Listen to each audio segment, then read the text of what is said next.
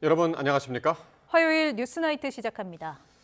기업의 자사주 소각을 의무화하는 내용의 3차 상법 개정안이 국회 본회의에 상정되자 국민의힘은 즉시 필리버스터에 나섰습니다. 더불어민주당은 2월 임시국회 안에 사법개혁안 등 각종 쟁점 법안도 연이어 처리한다는 방침이라 7박 8일간의 필리버스터 전국이 펼쳐질 전망입니다. 첫 소식 김다현 기자입니다. 여야 이견 속 운영위 의결 등 이례적 절차를 거치며 어렵게 열린 국회 본회의. 우원식 국회의장은 본회의 개최를 이틀 앞당겨달라는 민주당 요구를 받아든 이유에 대해 이렇게 설명했습니다. 무제한 토론을 해서라도 하나씩 결론을 내면서 다음 단계로 나아가는 것이 바람직하다는 판단에서 우 의장은 또 국민의힘 소속 주호영 부의장이 사회를 거부하고 있다며 지난 국회법 개정안 내용대로 의장이 지명한 상임위원장이 사회를 보게 된다고 밝혔습니다. 의장단의 권위는 국회 본회의의 사회권으로부터 나오는 것인데 국민께 죄송하다는 말씀드립니다. 강선우 의원 체포동의안 표결 이후 기업의 자사주 소각을 의무화하는 내용의 3차 상법 개정안이 상정되자 국민의힘은 예고한 대로 즉시 필리버스터에 돌입했습니다. 국회 정무위원장인 국민의힘 윤한홍 의원이 첫 타자로 나서 기업의 의사결정까지 법으로 다 정해버리는 거냐며 3차 상법 개정안에 대한 비판의 목소리를 높였습니다. 필요하면 기업이 판단해서 팔고 또 필요하면 기업이 판단해서 더 사고 이렇게 하는 거죠. 그걸 의무적으로 1년 내에 다 팔아라. 이어 국민의힘이 국민에게 많은 실망을 안긴 건 인정하지만 거대 여당의 입법 독주는 막아야 한다고 강조했습니다. 폭주하고 있는 우리 거대 여당 입법 독주 막아설 힘이 전혀 없습니다. 법력권은 내일 오후 필리버스터를 끝내고 개정안에 대한 표결을 진행해 법안을 처리할 방침입니다. 민주당은 이어 2월 임시국회 회기가 종료되는 다음 달 3일까지 사법개혁 3법과 국민투표법 개정안, 전남-광주 통합특별법 등을 차례로 처리한다는 계획입니다.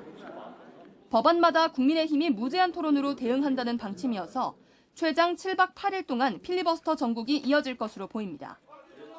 여기에 국민의힘이 이번 주 상임위 일정까지 전면 보이콧을 선언하면서 대미투자 특별법의 심사 일정도 영향을 받을 수 있다는 전망도 나옵니다. YTN 김다현입니다. 그런가 하면 오늘 국회 본회의에서는 공천원금 수수 의혹을 받는 무소속 강선우 의원에 대한 체포동의안이 통과됐습니다. 강 의원은 혐의를 전면 부인했지만 민주당 의원 상당수마저 체포동의안에 찬성표를 던진 것으로 보입니다. 보도에 강민경 기자입니다.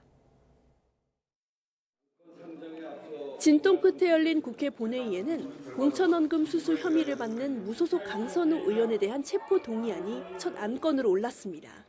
민주당 소속 정성호 법무부 장관은 담담한 목소리로 한때 한솥밥을 먹었던 강 의원의 범죄 사실 요지를 설명했습니다. 강선우 의원은 혐의를 부인하고 있으나 공유자 및 참고인의 진술, 1억 원의 사용처, 관련 녹취록 및 해당 공천 결과 등 증거에 의하여 혐의가 인정되고 친상 발언을 신청한 강 의원은 다소 초췌한 얼굴로 김경 전 서울시 의원으로부터 공천원금 1억 원을 받았다는 혐의를 거듭 부인했습니다. 5차례나 돈을 반환했는데 제가 먼저 요구했다는 것이 말이 됩니까? 또 패션 정치를 했던 자신의 과거를 반성한다고 고개 숙이며 선처를 호소하는 과정에서는 잠시 울먹이기도 했습니다. 아이 수술한 거 소독해가며 밤새 논문 썼던 그렇게나 세상을 바꾸고 싶었던 그때의 강선우를 되찾겠습니다. 현역 의원이라 도주 우려가 없다는 항변에도 불구하고 강 의원의 체포 동의안은 재적 의원 과반 출석, 출석 의원 과반 찬성이란 요건을 충족하며 국회 문턱을 넘었습니다. 총 투표수 263표 중 가 164표, 부 87표, 기권 3표, 무효 9표로서 가결되었음을 선포합니다. 앞서 민주당은 체포동의안에 대해 당론을 정하지 않고 개별 의원의 판단에 맡겼고 조국혁신당은 찬성 표결 권고를 당론으로 정했습니다. 보수 야권 의원들이 찬성표를 던졌을 걸로 보이는 가운데 민주당 의원 수십 명도 체포동의안에 찬성한 걸로 해석됩니다. 22대 국회 들어 현역 의원의 체포동의안이 제출된 건 국민의힘 권성동 추경호 의원, 민주당 신영대 전 의원에 이어 이번이 4번째입니다.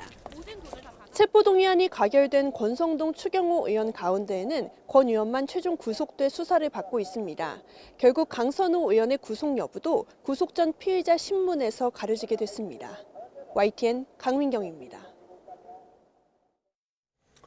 이렇게 강선우 의원의 체포동의안이 국회 본회의를 통과하면서 강 의원이 언제 영장 심사를 받게 될지도 관심입니다. 이런 가운데 경찰은 조만간 출석하는 김병기 의원의 차남 특혜 채용 의혹과 관련해 가상자산 거래소 빗썸을 압수수색했습니다. 김희영 기자가 보도합니다. 국회에서 체포동의안이 통과하면서 강선우 의원은 조만간 구속영장 심사를 받게 됐습니다. 강 의원의 체포동의 통지서는 국회에서 법무부, 검찰을 거쳐 법원으로 전달됩니다. 이후 법원이 영장실질심사 기일을 지정하는데 이전 사례를 보면 하루 안에 날짜가 확정될 것으로 예상됩니다.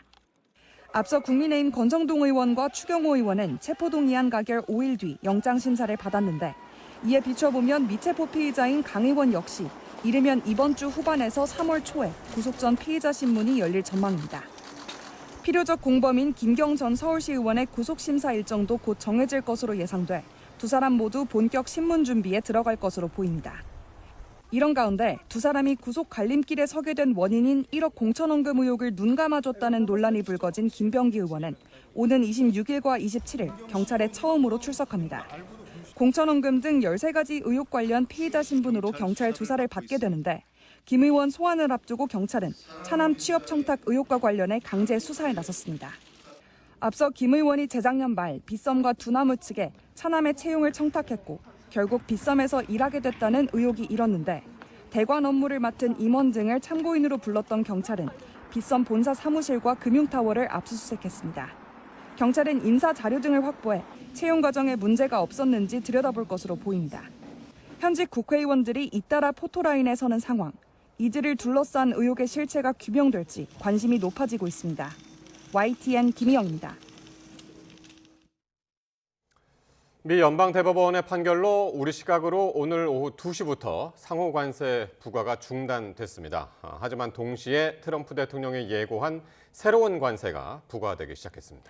우선 10%가 적용됐고 조만간 15%로 인상될 예정인데요. 이외에도 다양한 관세 카드가 검토되고 있지만 트럼프 대통령의 의도대로 흘러갈지는 미지수입니다. 유투건 기자가 보도합니다.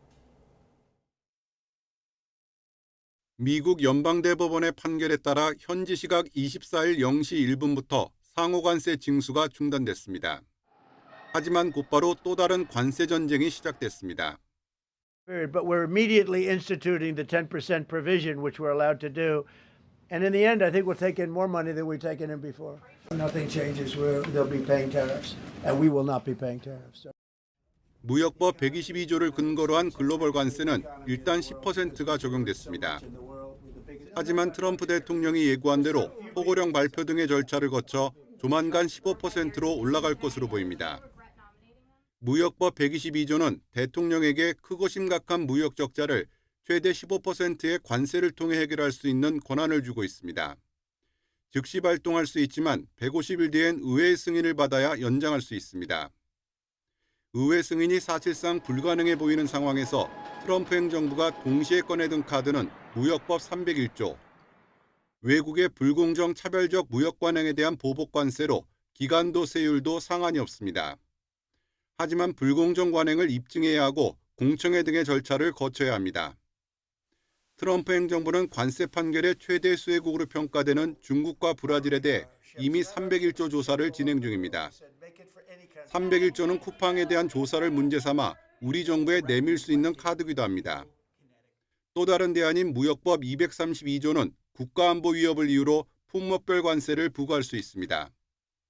이미 철강 자동차 등에 관세를 부과했고 반도체 등 첨단 기술 제품에 대해서도 관세 부과를 검토하고 있습니다.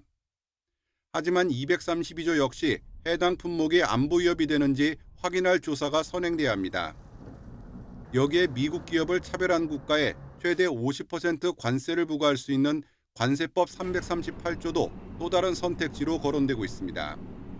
하지만 당장 이에 반발하는 소송 등이 제기될 수 있어 트럼프 대통령의 플랜 B가 순조롭게 진행될지는 미지수입니다. YTN 유튜건입니다.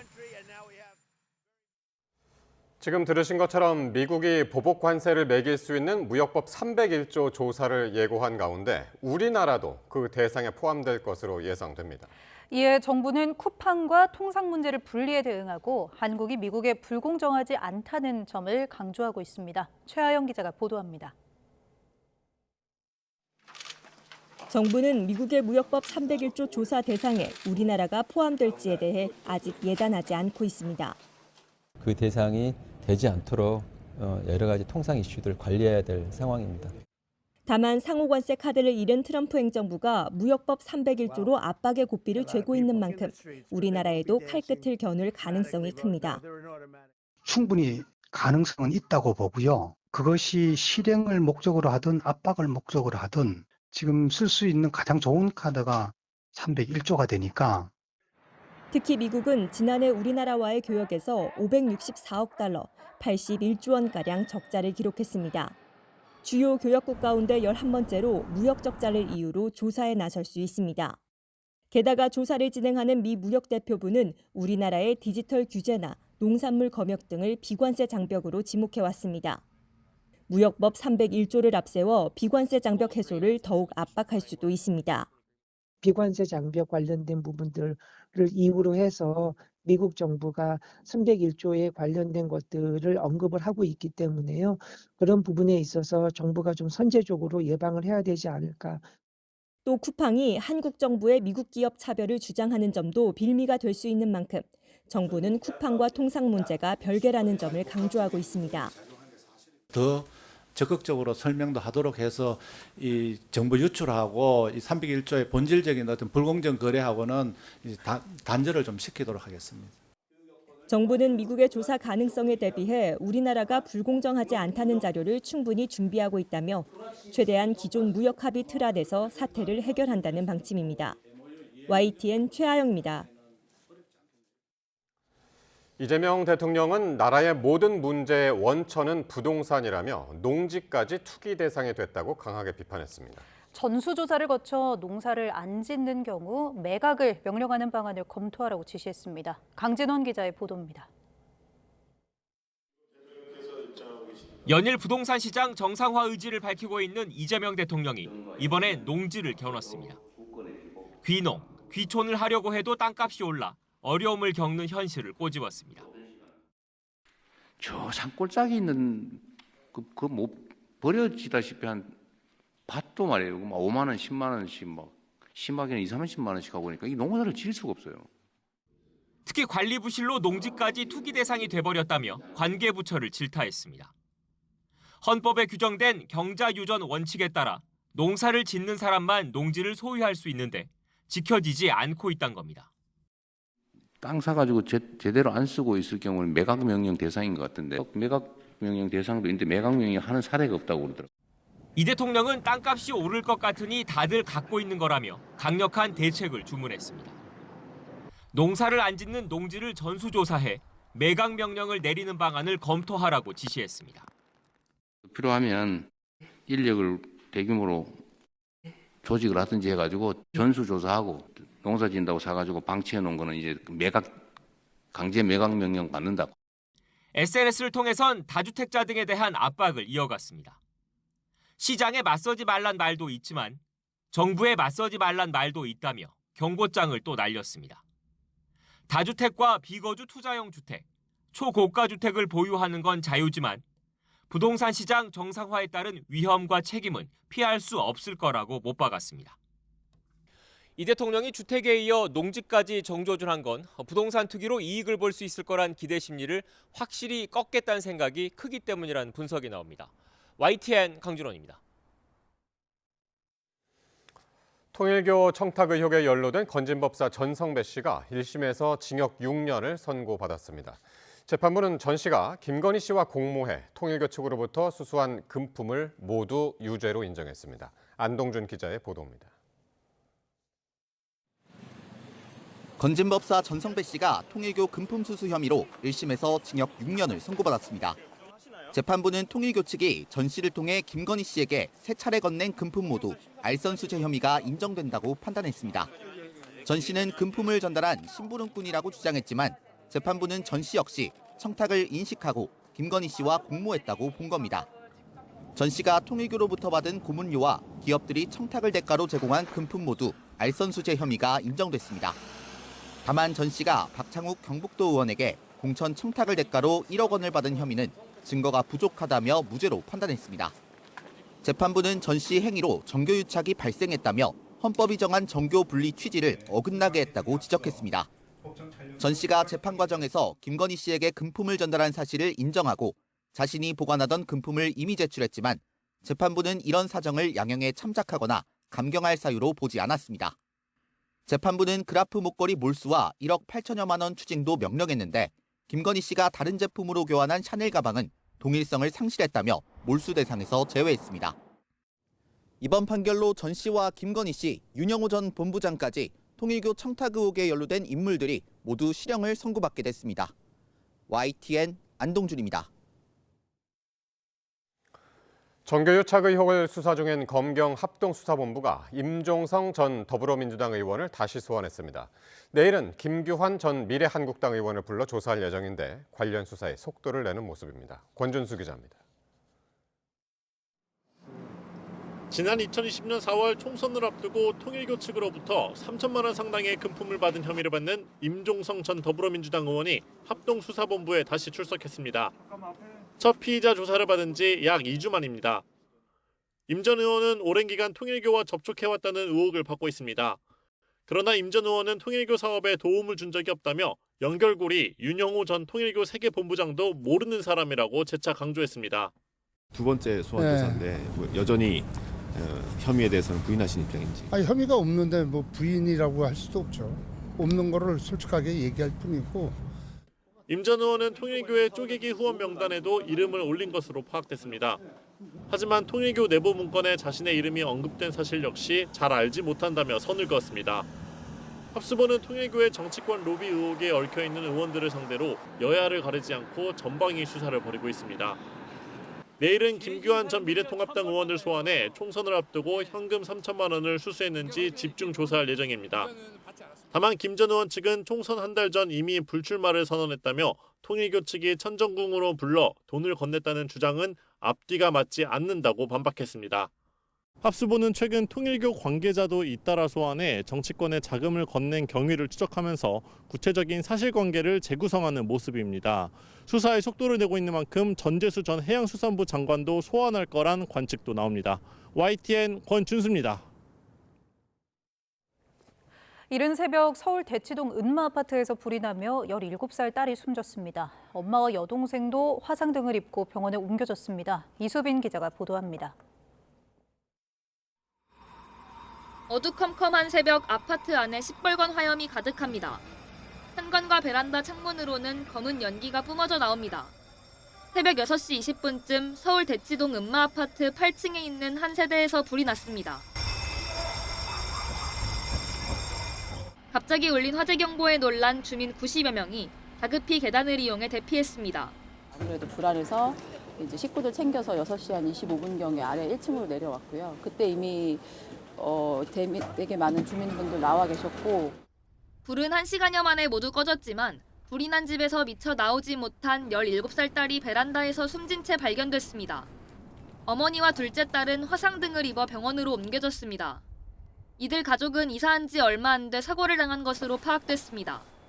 불이 난 8층 세대 위로도 연기가 올라가며 외벽이 새까맣게 변한 모습입니다. 윗집에 살던 50대 주민도 화재 당시 연기를 마셔 병원에 옮겨졌습니다. 일부 주민들은 대피하면서 펑펑 터지는 듯한 소리를 들었다고 말합니다. 저희 아이가 불이 난다고 이제 얘기를 해가지고 밖에 나와서 보니까 연기가 이제 올라오더라고요. 불길이 치솟고 연기가 많이 났고 펑펑 터지는 소리도 들렸어요. 경찰은 8층 세대 거실과 주방 쪽에서 불이 시작된 것으로 추정된다며 현재까지 방화 등 범죄 혐의점은 발견되지 않았다고 밝혔습니다. 소방과 경찰이 정확한 화재 원인과 피해 규모를 조사하는 가운데 1979년 준공된 은마 아파트에는 스프링클러가 설치돼 있지 않은 것으로 파악됐습니다. 1992년부터 스프링클러 의무화 규정이 적용되기 시작했지만 이전에 지어진 건물에는 소급 적용되지 않아 사각지대라는 지적이 나오고 있습니다. YTN 이수빈입니다. 경남 밀양에서 난 산불의 주불이 하루 만에 진화됐습니다. 인근에 마을과 요양병원이 있어 하마터면 큰 피해가 날 뻔했습니다. 임형준 기자가 보도합니다. 소방대원들이 대용량 방수포를 동원해 시뻘건 불길이 치솟는 산 쪽으로 연신 물을 뿌립니다. 야산을 끼고 있는 요양병원으로 불길이 번지지 않도록 방화선을 만드는 겁니다. 이 요양병원은 이번 산불의 영향구역과 인접해 하마터면 산불이 병원으로 옮겨 붙을 뻔했습니다. 당시 병원에 있던 환자 수십 명은 무사히 집으로 대피해 인명피해는 없었습니다. 불길은 산자락에 자리 잡은 마을 여러 곳도 위협하며 한때 주민 180여 명이 대피하기도 했습니다. 주민들은 난데없는 산불에 대피소에서 뜬 눈으로 밤을 보내야 했습니다. 연기가 처음에 많이 나고 좀 있다가 막 붉은 불이 말도 못하게 막 올라왔어요. 그게 큰일 났다 싶더라고. 자칫 병원과 민가가 산불 영향권에 들 뻔했던 최악의 상황. 산불 특수 진화 대원 등이 밤새 방화선을 구축하며 불길이 번지는 걸 막아냈습니다. 오후 늦게 불이 나며 헬기 투입 시간을 충분히 확보하지 못했던 당국은 이튿날 날이 밝자마자 헬기를 집중 투입해 불길을 잡았습니다. 여기에 올해 처음 밀양에 내린 비는 말 그대로 단비였습니다. 일몰 즈음에 산불 발생으로 초기 공중이란 시간이 제한되었다는 어려움이 있었습니다. 다행히 오늘 이 밀양 지역과 또 전국적으로 비 예보가 있어서 현장에서 비가 내리고 있어서 잔불 정리와 뒷불 감시를 이어가고 있는 당국은 산불 원인 조사에도 착수했습니다. YTN 임영준입니다. 남부지방을 중심으로 많은 눈이 내리면서 곳곳에 대설특보가 내려졌습니다. 눈이 빠르게 쌓이며 전국 각지에서 차가 부딪히고 길에 고립되는 등 사고도 잇따랐는데요. 눈길 사건 사고 김근우 기자가 정리했습니다. 대구 도심 한복판에 굵은 눈이 펑펑 쏟아집니다. 지하철에서 나온 시민들은 급히 우산을 꺼내들고 아이들은 미끄러질까 봐 종종 걸음을 칩니다. 중부와 남부지방을 중심으로 많은 눈이 내리면서 전국 각지에 대설특보가 내려졌고 곳곳에 교통통제와 사고도 잇따랐습니다. 눈길 위 승용차가 완전히 뒤집혔고 소방대원이 구조 작업을 벌입니다. 오후 3시 반쯤 전북 장수군 익산장수고속도로에서 승용차가 눈길에 넘어졌습니다. 이 사고로 60대로 추정되는 동승자 1명이 심정지 상태로 병원에 옮겨졌습니다. 덤프트럭이 옆으로 넘어졌고 전신주는 금방이라도 쓰러질 듯 위태롭습니다. 낮 12시 10분쯤에는 전북 무주군에서 덤프트럭이 눈길에 미끄러져 전신주를 들이받았습니다. 다행히 운전자는 다치지 않았고 전력 공급 문제도 없었습니다. 대구에서는 소형 버스와 순찰차가 충돌하기도 했습니다. 오후 2시쯤 눈길에 미끄러진 버스가 도로를 통제하려고 서 있던 순찰차와 부딪혔고 다친 사람은 없었습니다. 대구 달성군 유가읍에서는 오후 3시 반쯤 시내버스가 눈길에 미끄러져 가드레일을 들이받았습니다. 이 사고로 버스 승객 등 6명이 다쳤고 이 중 3명이 병원으로 옮겨졌습니다. 충남 부여에서는 다리 위에서 차 4대가 눈길에 미끄러지는 사고도 났습니다. YTN 김근우입니다.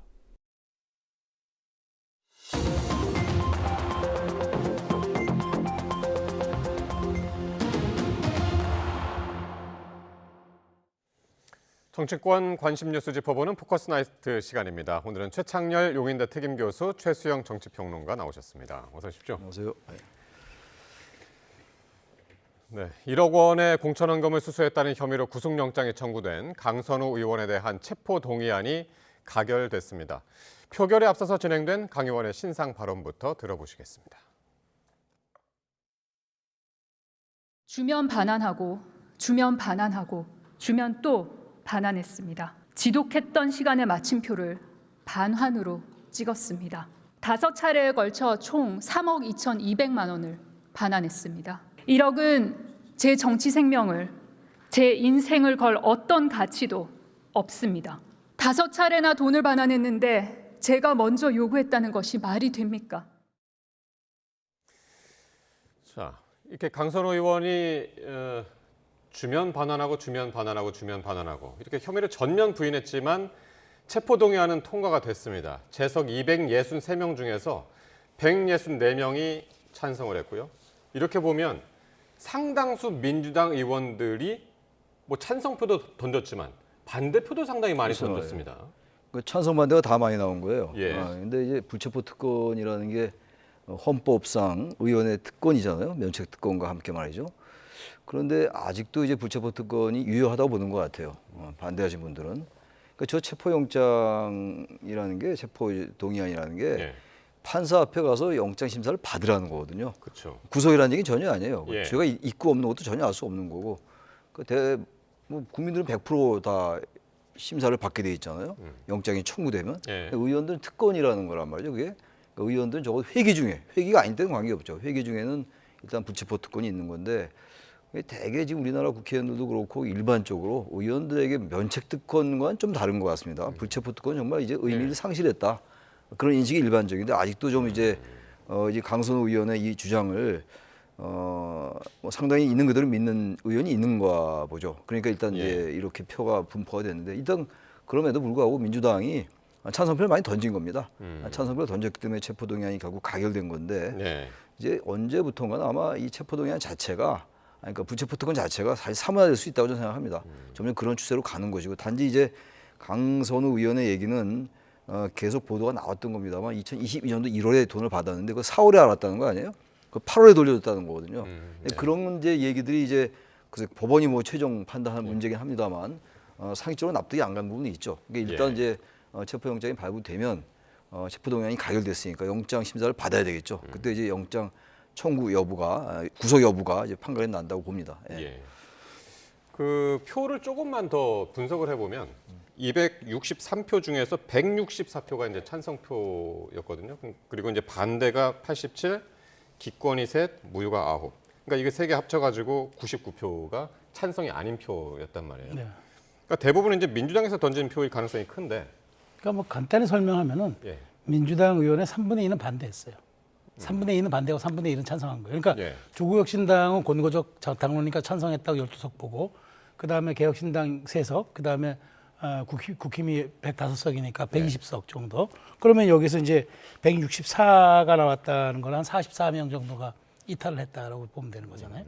그러니까 거의 한 제적으로 치면은 지금 투표에 참여한 사람 치면은 그래도 민주당 의원 수의 3분의 2 정도는 그래도 우리가 당신 굳이 영장 심사 받을 필요 없다 이렇게 해준 거예요. 그러니까 저는 동업자 의식이 있었다고 봐요. 그리고 강선우 감싸기에 그렇죠. 동참을 한 그러니까 거죠. 또 동업자 의식에다가 최소한 우리가 뭐 그런 생각도 했겠죠. 이게 뭐 자신들이 정말 그 기표수 장막 안에서 이거는 무기명 신상 투표니까 비밀 투표잖아요. 그래서 생각했겠죠. 누가 진짜 강선우에게 돌을 던질 수 있나? 라는 생각도 아마 했을 수도 있고 그다음에 최소한 이 부분에 대해서는 뭐 그 영장 실질 심사 정도는 나중에 불구속 말고 불구속 상태에서 재판 받아야 된다라는 생각을 해줄 온정주의적인 생각을 했던 사람도 있을 것 같아요. 근데 어찌됐건 저는 아름답지 못한 거라고 봐요. 최소한 이 부분은 최 교수님 지적한 대로 오늘 이 강선우 의원이 이렇게 신상 발언을 통해서 한 이야기는 정확하게 판사 앞에서 가서 하면 됩니다. 저는 주면 반환하고 주면 반환했다고 얘기하고 김경시 의원은 왜 줬는데 반환했는지 그걸 또 설명하면 되겠죠. 그러니까 그걸 입증하면 될 일인데 국회가 아직도 저는 어찌됐건 불체포 특권이라는 굉장히 좀 근대적인 그런 방탄막 아래 있었다는 것을 오늘 또 입증했던 사례라고 봅니다. 체포동의안이 이제 가결됐으니까 이제 영장심사 날짜가 잡힐 텐데 조만간 이제 잡힐 것 같습니다. 권성동 추경호 의원 같은 건 이제 한 5일 뒤에 이제 그 영장심사를 받았으니까요. 그렇게 생각을 하면 될 것 같고요. 자, 오늘 또 이 기업의 자사주 소각을 의무화하는 내용의 이 3차 상법 개정안이 오늘 국회 본회의에 상정이 됐습니다. 국민의힘은 곧바로 필리버스터에 돌입을 했는데요. 첫 주자로 나선 윤한홍 의원의 발언 잠깐 들어보시겠습니다. 필요하면 기업이 판단해서 팔고 또 필요하면 기업이 판단해서 더 사고 이렇게 하는 거죠. 그걸 의무적으로 뭐 1년 내에 다 팔아라. 폭주하고 있는 우리 거대 여당 입법 독주 막아설 힘이 전혀 없습니다.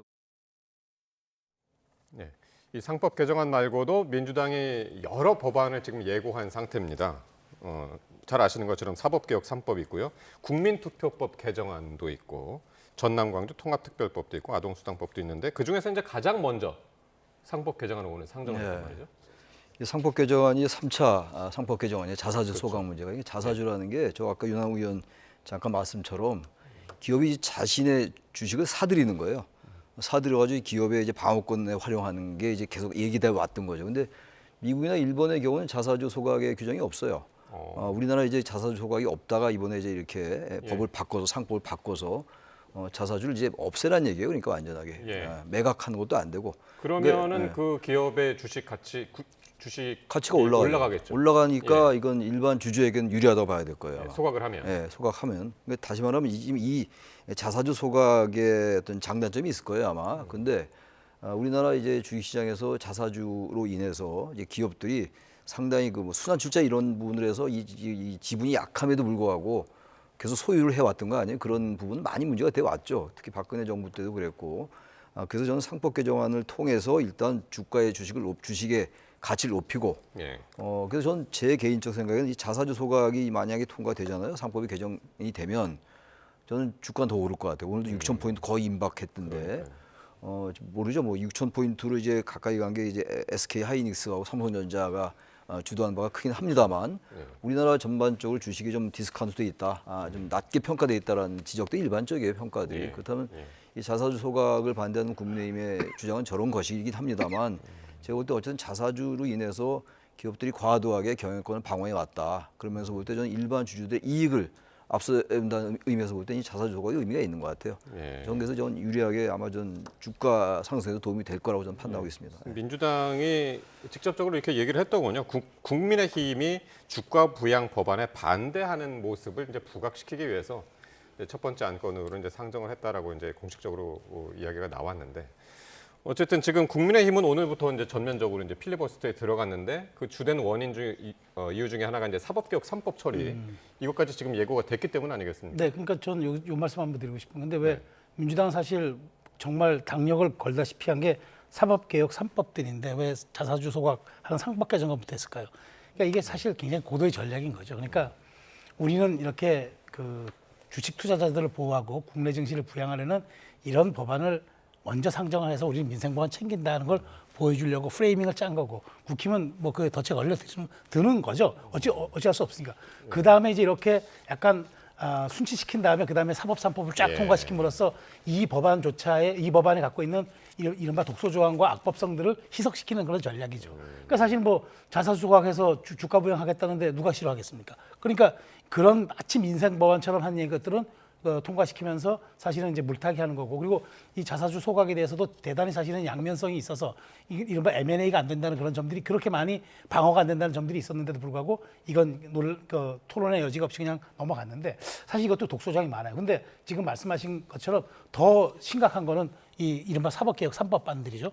이거는 우리 사법체계의 근간을 흔들 뿐만 아니라 우리 헌법 정신에도 위배되는 사안들인데 이걸 그냥 필리버스터 한 번씩 끝나고 나면 그대로 다 통과가 되는 지금 통과 의례적인 사안으로 가는데 국민의힘이 사실 계속 여기 대해서 이제 뭐 반대 토론하고 필리버스터를 하겠지만 과연 그게 여론화가 될까? 그다음에 막을 수 있는 효용적 수단이 되겠느냐? 그러니까 윤한홍 의원이 얘기한 것처럼 뭐 방법이 없어요, 사실. 이 거대 여당의 독주를 만나. 근데 결국 이렇게 되고 3월 3일이 끝나버리면 필버 정국이 끝나면 이 또한 다 통과되고 이제 시행만 남을 텐데 이런 것들이 과연 이제 지방선거에 국민들에게 거여의 어떤 그 견제 프레임으로 다가올 것이냐, 아니면 국민의힘이 이렇게 지리멸렬한 모습으로서 계속 전국 주도권을 잃은 채 갈 것이냐, 이런 점들이 아마 좀 관심거리가 되겠는데 하여튼 정말 그 제1야당의 무력함이 자꾸 확인되는 그런 국회인 것 같습니다. 어쨌든 필리버스터와 함께 국민의힘에서는 지금 또 이 대미투자특별법 요거에 지금 급브레이크가 걸렸습니다. 국민의힘이 대미투자특별법도 보이콧하기로 했습니다.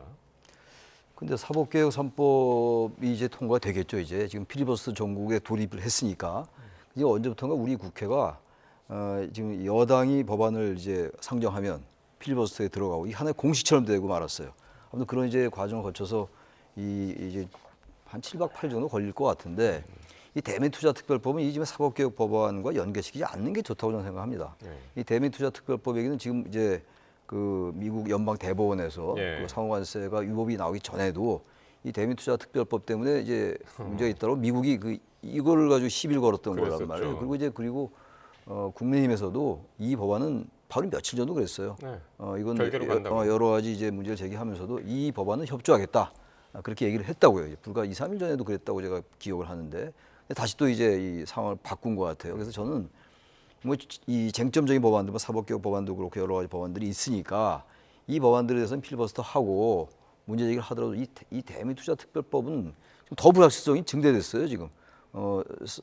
연방 대법원에서 상호 관세를 이제 위법 판단하고 이제 글로벌 관세를 10% 부과가 시작됐단 말이에요. 그다음에 또 이제 15% 관세가 언제 될지 모르는 것이고 또 이제 뭐 무역법 301조 있죠. 그 이른바 슈퍼 301조라는 거 아닙니까? 그다음에 무역 확장법 232조도 있고 미국 트럼프 대통령이 갖고 있는 수단이 꽤 많아요. 근데 이 상황에서 또 이게 연방 대법원에서 상호관세에 대한 위법 판결이 나왔다고 해서 우리나라에서 우리나라 국회에서 대미투자특별법에 또 속도 지연시키면 미국이 또 시비 걸 수 있다고요. 이건 저 국민의힘이 다른 건 몰라도 저 이 법안에 대해서는 저 다른 법안과 연계시키지 않아야 된다고 생각하고 그게 국익에 부합하는 겁니다. 그건 국민의힘도 인정했던 바였거든요. 아니, 근데 저도 여기서 좀 드리고 싶은 말씀이 저도 그건 맞아요. 대미투자특별법 같은 거 우리 국익을 우선으로 하는 법안은 협조해 줘야 돼요. 그런데 이 대미투자특별법 위원장 누굽니까? 국민의힘이잖아요. 그래서 이제 그렇게 여야가 합의했던 거 아닙니까? 그래서 국민의힘도 다른 건 몰라도 이거는 통과시켜 주겠다. 그래서 3월 초 안에 이거는 이제 우리가 협의해서 해주겠다고 했는데, 근데 민주당이 원래 이렇게 사법 3법 같은 경우들은 속도를 이렇게 안 내기로 했다가 갑자기 입장을 바꿔가지고 지금 이번 2월 국회 안에 다 통과시키겠다고 지금 이렇게 밀어붙이는 거잖아요. 행정통합특별법도 마찬가지고. 아니 정말 이 법안 꼭 이때 통과시켜야 되는 건가요? 지금도 진보 진영에서조차 이 법안은 우리나라 사법 체계 근간을 흔드는 거니까 조금 더 수기 과정을 거치고 공론 과정을 거치라고 당장 내일인가요? 전국 법원장들이 모여서 이 부분에 대해서는 한번 수기가 필요하다고 얘기까지 해요. 근데 모르쇠로 일관하고 무조건 밀어붙입니다. 2월 말이 아니면 안 될 이유가 꼭 있습니까? 그러면 정말 대미투자특별법을 통과시키고 난 다음에 3월 국회 때 이거 하면 안 됩니까? 그러니까 국민의힘은 그걸 얘기하고 싶은 거예요. 그러니까 호소할 수단이 없으니까 우리가 갖고 있는 마지막 레버리지인 대미투자특별법 우리가 정말 제고할 수도 있어요. 라고 하지만 또 제고 안 한 놈들 또 민주당이 이것도 단독 처리해도 돼요. 다만 이제 이런 모양새가 빠지고 사실 이렇게 되면은 우리 국가가 합의한 게 아니라는 상징적인 것이 되기 때문에 부담은 되겠죠. 그렇지만 민주당이 왜 이렇게 속도를 내는 겁니까? 심지어 이재명 대통령도 행정통합특별법 속도 내지 말아달라고 얘기하잖아요. 주민들의 의사가 동의되지 않는다고. 근데 민주당이 이렇게까지 갖고 있는 거여의 힘을 이렇게 포괄적으로 활용하는 거, 그러니까 국민의 입장에서는 이거라도 얘기해줘야 되겠다라고 해서 아마 이 얘기를 꺼낸 것 같아요. 저는 합의될 거라고 봅니다만은 이 정도로 지금 경색이 돼 있다는 얘기죠. 지금 말씀하신 그 행정통합특별법 이것도 이제 지방선거 앞두고 이제 상당히 관심인데 어쨌든 지금 상정이 예고된 거는 본회의 상정이 예고된 거는 전남 광주뿐만 밖에 없단 말이에요. 그러니까 법사위에서 요것만 이제 통과가 됐어요. 그러니까 TK 대구 경북도 이게 함께 통과가 될 것으로 예상이 됐으나 요거는 이제 빠졌단 말이죠. 빠졌죠. 대구 경북도 빠지고 이제 충남 대전도 빠졌고. 그건 일찌감치 빠졌고. 일찌감치 빠졌죠. 충남 대전에 대해서 이재명 대통령도 언급을 했죠. 그 시도의회에서 반대하고 있다. 그리고 어쨌든 이게 이 통합법은 말이죠. 이게 어쨌든 그 시도 특히 충남 대전은 국민의힘이 우위에 있어요. 의석 자체가. 대구 경북은 말할 것도 없고. 그러다 보니까 지금 이 행정통합특별법이 이게 정치적으로 또 연계돼 있다고 저는 생각합니다. 사실 충남 대전의 이 통합은 국민의힘이 먼저 얘기를 했던 부분들이에요. 그런데 이제 여권에서 이걸 추진하니까 이제 반대로 돌아서는 이런 상황이기 때문에 상당히 정치적인 논리가 여기 개입돼 있다고 저는 보는데 아무튼 그럼에도 불구하고 그 해당 당의 시도나 그쪽에 또 시민들의 반대가 있다면 이건 어쨌든 간에 그쪽의 의견을 충분히 듣는 게 맞아요. 워낙 오랜 기간 동안 오랜 세월이죠 정말 그 같이 해오지 않았던 이 광역 시도들이 통합되는 것이기 때문에 이건 시간을 좀 늦추더라도 그쪽 그 지역의 그 시민들이나 그쪽의 의원들의 생각을 존중하는 게 맞다고 생각해서 아마 보류가 됐는데 사법개혁 법안 같은 것도 그래요. 저도 이제 말씀이 나왔으니까 말씀인데 이 부분은 제가 봐도 조금 속도를 너무 속도의 사법개혁 3법 그거는 이제 민주당이 추진하고 있는데 아마 이번에 이제 이 통과가 안 되면 어렵다 보는 것 같아요. 2월 국회에서 통과 안 되면 어렵다. 점점 이제 지방선거 다가오니까 더 어려워진다고 보는 건데 그런 사정이 있다 하더라도 근데 모든 사법개혁 사안이 또 그렇지도 않아요. 나름대로 다 일리는 있는 건데 근데 어쨌든 간에 지금 법원이 반대하고 있는 거란 말이죠. 특히 이제 법의곡제도 그렇고 그 이제 재판소원법이라는 것도 그렇고 이른바 이제 사심자가 사실상 도입되는 거 아니야 이런 비판이 있는 게 사실이란 말이죠.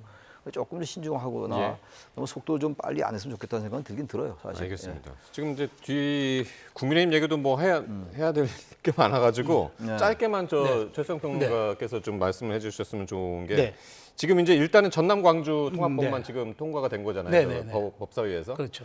결국에는 어떻게 될까요? 지방선거 때 충청하고 TK도 같이 치러질까요? 어떻게 보세요? 힘들 거라고 봐요 저는. 이제 이거는 대통령도 속도 조절하는 거고 왜 국민의힘에서 이걸 반대하냐 보면요.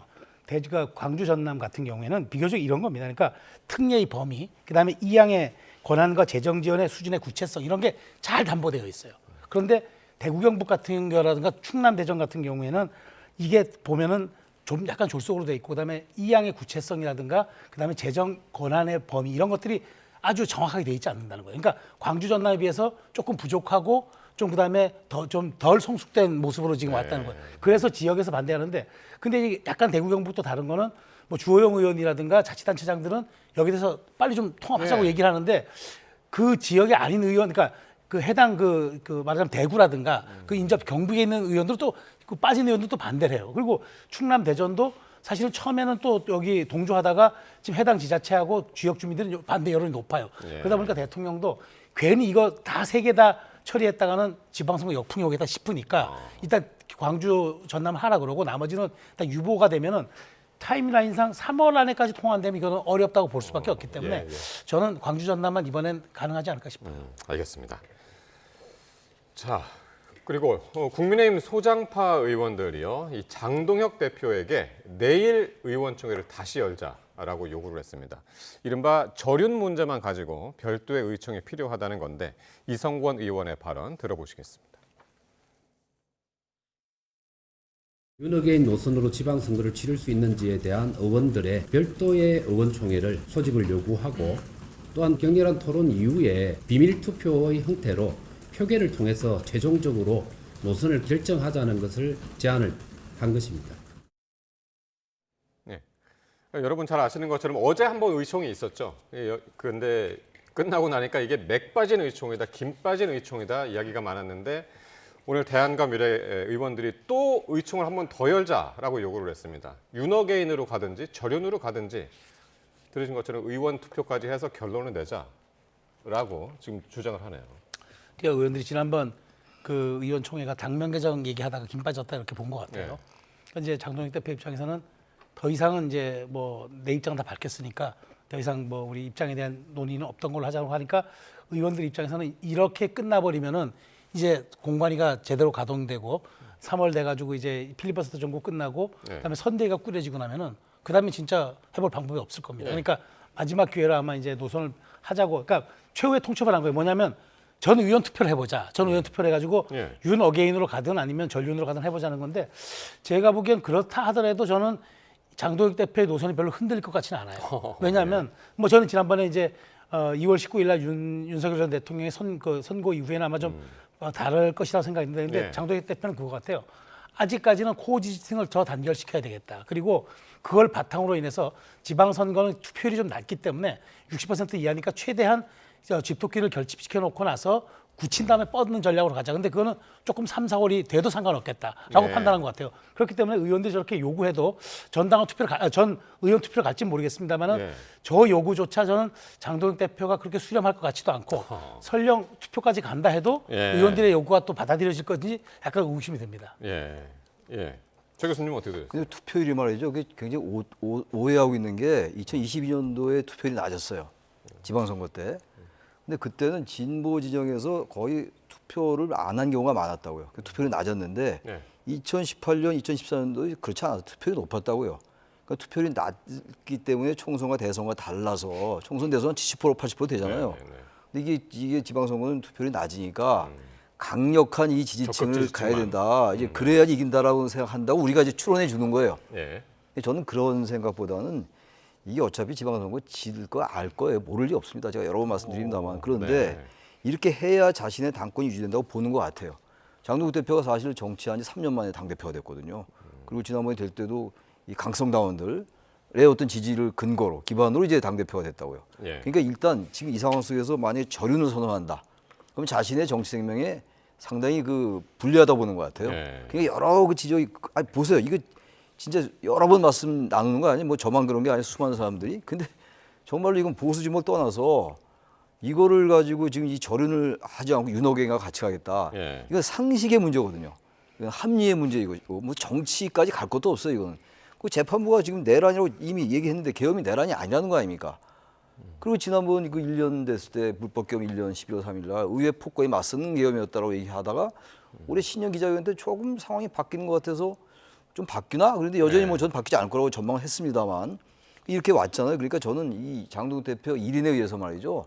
사실상 그 국민의힘이 거의 사당화되는 게 아닌가라는 느낌이 들 정도예요. 그런 언론이 지적을 하는 언론이 있더라고요. 저는 그 언론의 견해에 동의해요. 이거 거의 이 의원들이 이렇게 나약하게 자신들 선거 아니라 하더라도 이렇게 하면 안 되는 건데 선거가 곧 다가옵니다. 총선거도 바로 코앞이에요. 이제는 지방선거 끝나면 말이에요. 후년이니까. 근데 어쨌든 그 소장파 의원들이 의원총회 한 번 더 열자 이들은 안 된다라고 이야기를 했는데 소장파 의원들뿐만이 아니라 오늘 그동안 입을 진짜 꾹 닫고 있었던 중진 의원들도 모였습니다. 모여가지고 이분들도 지금 상황으로는 지방선거를 치르기 어렵다. 그러면서 장동혁 대표 면담을 요청했거든요. 네. 그러니까 지금 이 상황으로는 안 된다는 게 이제 공통적인 분위기 같은데. 아마 중진들은 이제 체감하는 게 있겠죠. 그러니까 선거를 여러 번 치러오고 그다음에 중요했던 이제 그 전국 단위 선거들 많이 치러본 분들이니까 지금 이렇게 길이 가서는 안 되겠다고 싶은데 근데 전 장 대표가 그 정도였으면은 그 이렇게까지 많은 변곡점들이 있었는데 입장을 고수해 왔으면은 설령 지금 중진 의원들까지 나선다고 해도 바뀔 것인가라는 측면 제가 좀 약간 의구심이 있어. 근데 어떤 게 있냐면은 장 대표가 정말 이걸 끝까지 지방선까지 고수할까요? 전 그렇게 보진 않습니다. 그러니까 장 대표가 지금 지난번에 얘기했던 걸 잘 비춰보면은 장외인, 그러니까 밖에 있는 제도권 밖에 있는 우리 윤 어게인 세력도 우리 안으로 들어와라. 그러니까 우리 국민의힘이라는 빅텐트 안에서 단일 대우로 뭉쳐서 하나가 돼서 싸우자. 그러니까 다시 말하자면 주어가 국민의힘이 되고 내가 될 테니까 그 과거 세력의 윤 전 대통령의 세력까지도 다 내 쪽으로 들어와서 하나가 돼서 연대가 되자. 그 얘기를 한 거예요. 근데 그 얘기를 정말 밖에 있는 세력들이 들어줄 줄 모르겠습니다만은 장 대표 입장에서는 내가 주체가 돼서 주어가 된 그 빅텐트를 가지고 선거를 치르겠다고 얘기한 이상 지금 중진들이 저렇게 요구를 하고 얘기를 한다고 해서 과연 입장이 바뀔 것인가. 다만 수렴하는 정도의 폭과 약간의 그 시기의 절충점이 있을 수 있어도 큰 틀에서의 방향성은 바뀌지 않을 것으로 저는 예상합니다. 그런데 결국에는 선거 전에는 바뀔 것이다. 조금 임박해서는 어찌되었건 간에 구도 설정을 해줘야 되니까 지금 당장은 아니더라도. 아니더라도 조금 그때 가서는 아마 여지를 볼 거로 생각합니다. 예. 어쨌든 지금 상당히 이제 상당히 당이 위급하다. 이제 그런 표현들을 이제 많이 씁니다만은 어쨌든 지금 이런 상황에서 국민의힘의 전국 원외 당협위원장 협의회가 장 대표 사퇴를 요구하는 성명서를 발표한 전현직 당협위원장들 25명을 윤리위에 제소를 하겠다고 합니다. 당내 소란에 상당히 가라앉지 않는 분위기입니다. 그러니까 이럴 때 하는 말이 있어요. 점입가경이다. 어떻게 표현을 못하겠어요. 지금 원외도 지금 분열되고 있는 거란 말이죠. 원외 당협위원장들 25명이 있는가 하면 또 원외 당협위원회 협의회가 있더라고요. 거기서 또 이제 또 장 대표를 지지하는 입장이고 원외 당협위원장도 이제 이게 뭐 갈등인데 그렇다고 저 부분을 저런 자신의 정치인들이 자신의 견해를 얘기를 했는데 이걸 또 징계를 한다고요? 윤리위에 제소한 정말 이거는 정치 이전에 아까 상식 말씀드렸잖아요. 참으로 이해하기 어려워요. 이해할 도리가 없다고요. 이걸 어떻게 가겠다는 건지, 보수 진영을 이렇게 해도 되는 건지 말이죠. 저는 그래서 이번 지방선거는 뭐 적어도 지금 단계란 말이죠. 지금의 여러 가지 구도를 볼 때 저는 장동혁 대표 안 바뀌려고 봐요. 안 바뀐다고 제 판단은 근거는 아까 말씀드린 그거예요. 자신의 자기 정치 때문에 그런 것이니까 뭐 그 틀릴 수 있겠습니다만 저는 그렇게 보는 것이고 그런 상황에서 정말 많은 사람들이 희생양 삼는 거예요. 지금 장동혁 대표가. 이렇게 하면 안 됩니다. 장 대표께서 이걸 보고 있는지 모르겠습니다만 정말 이렇게 아무리 그래도 정치라는 게 자기 유불리를 따지는 것이고 이해관계를 다투는 거긴 해요. 모든 정치가. 동서고금 다 그렇긴 합니다만 그러나 최소한도 정치라는 거 말이죠. 최소한의 역사적인 명분과 당위가 필요한 겁니다. 그걸 최소한도가 충족되고 난 다음에 그 다음에 자신의 이익을 따져야지.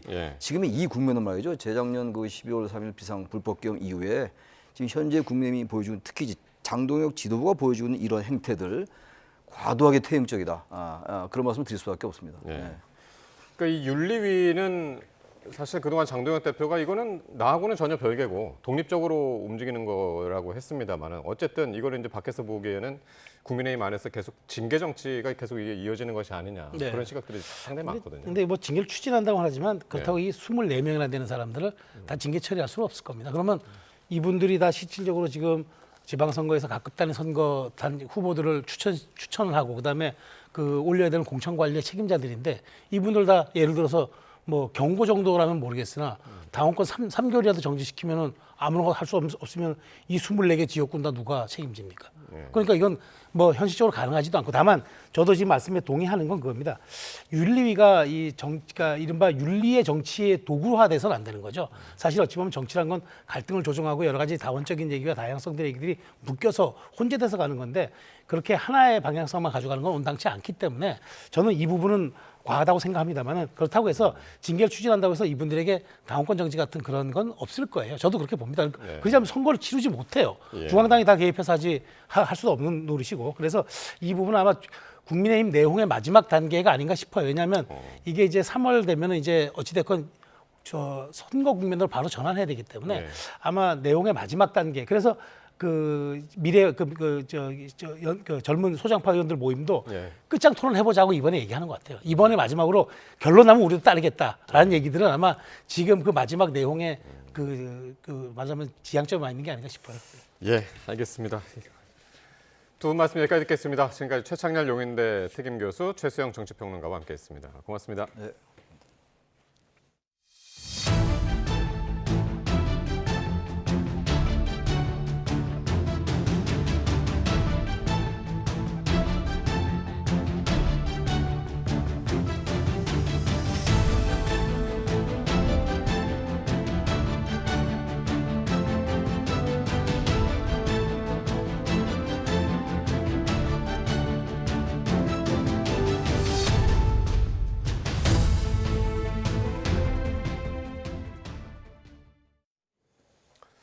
이재명 대통령이 국무회의에서 이 담합에 대한 파격적인 포상금 제한부터 또 건물 관리비 개선 지시까지 현안 하나하나를 직접 챙기고 나섰습니다. 그동안 관행적으로 넘어갔던 문제를 적극적으로 고쳐나가자는 의지를 드러낸 것으로 보입니다. 정인용 기자입니다. 이재명 대통령은 국무회의에서 담합 같은 시장 교란 행위에 대한 척결 의지를 재차 밝혔습니다. 최근 설탕과 밀가루 등 담합행위 조사로 큰 성과를 거둔 점을 언급하며 다시 이 문제를 꺼내든 겁니다. 이 대통령은 단속에만 의존하기엔 한계가 있는 만큼 파격적인 신고 포상금까지 제안했습니다. 포상금을 확 줘요. 그냥 이거 신고하면 인생 고치게, 팔자 고치게. 4천억 하면 몇백억 줘요 그냥.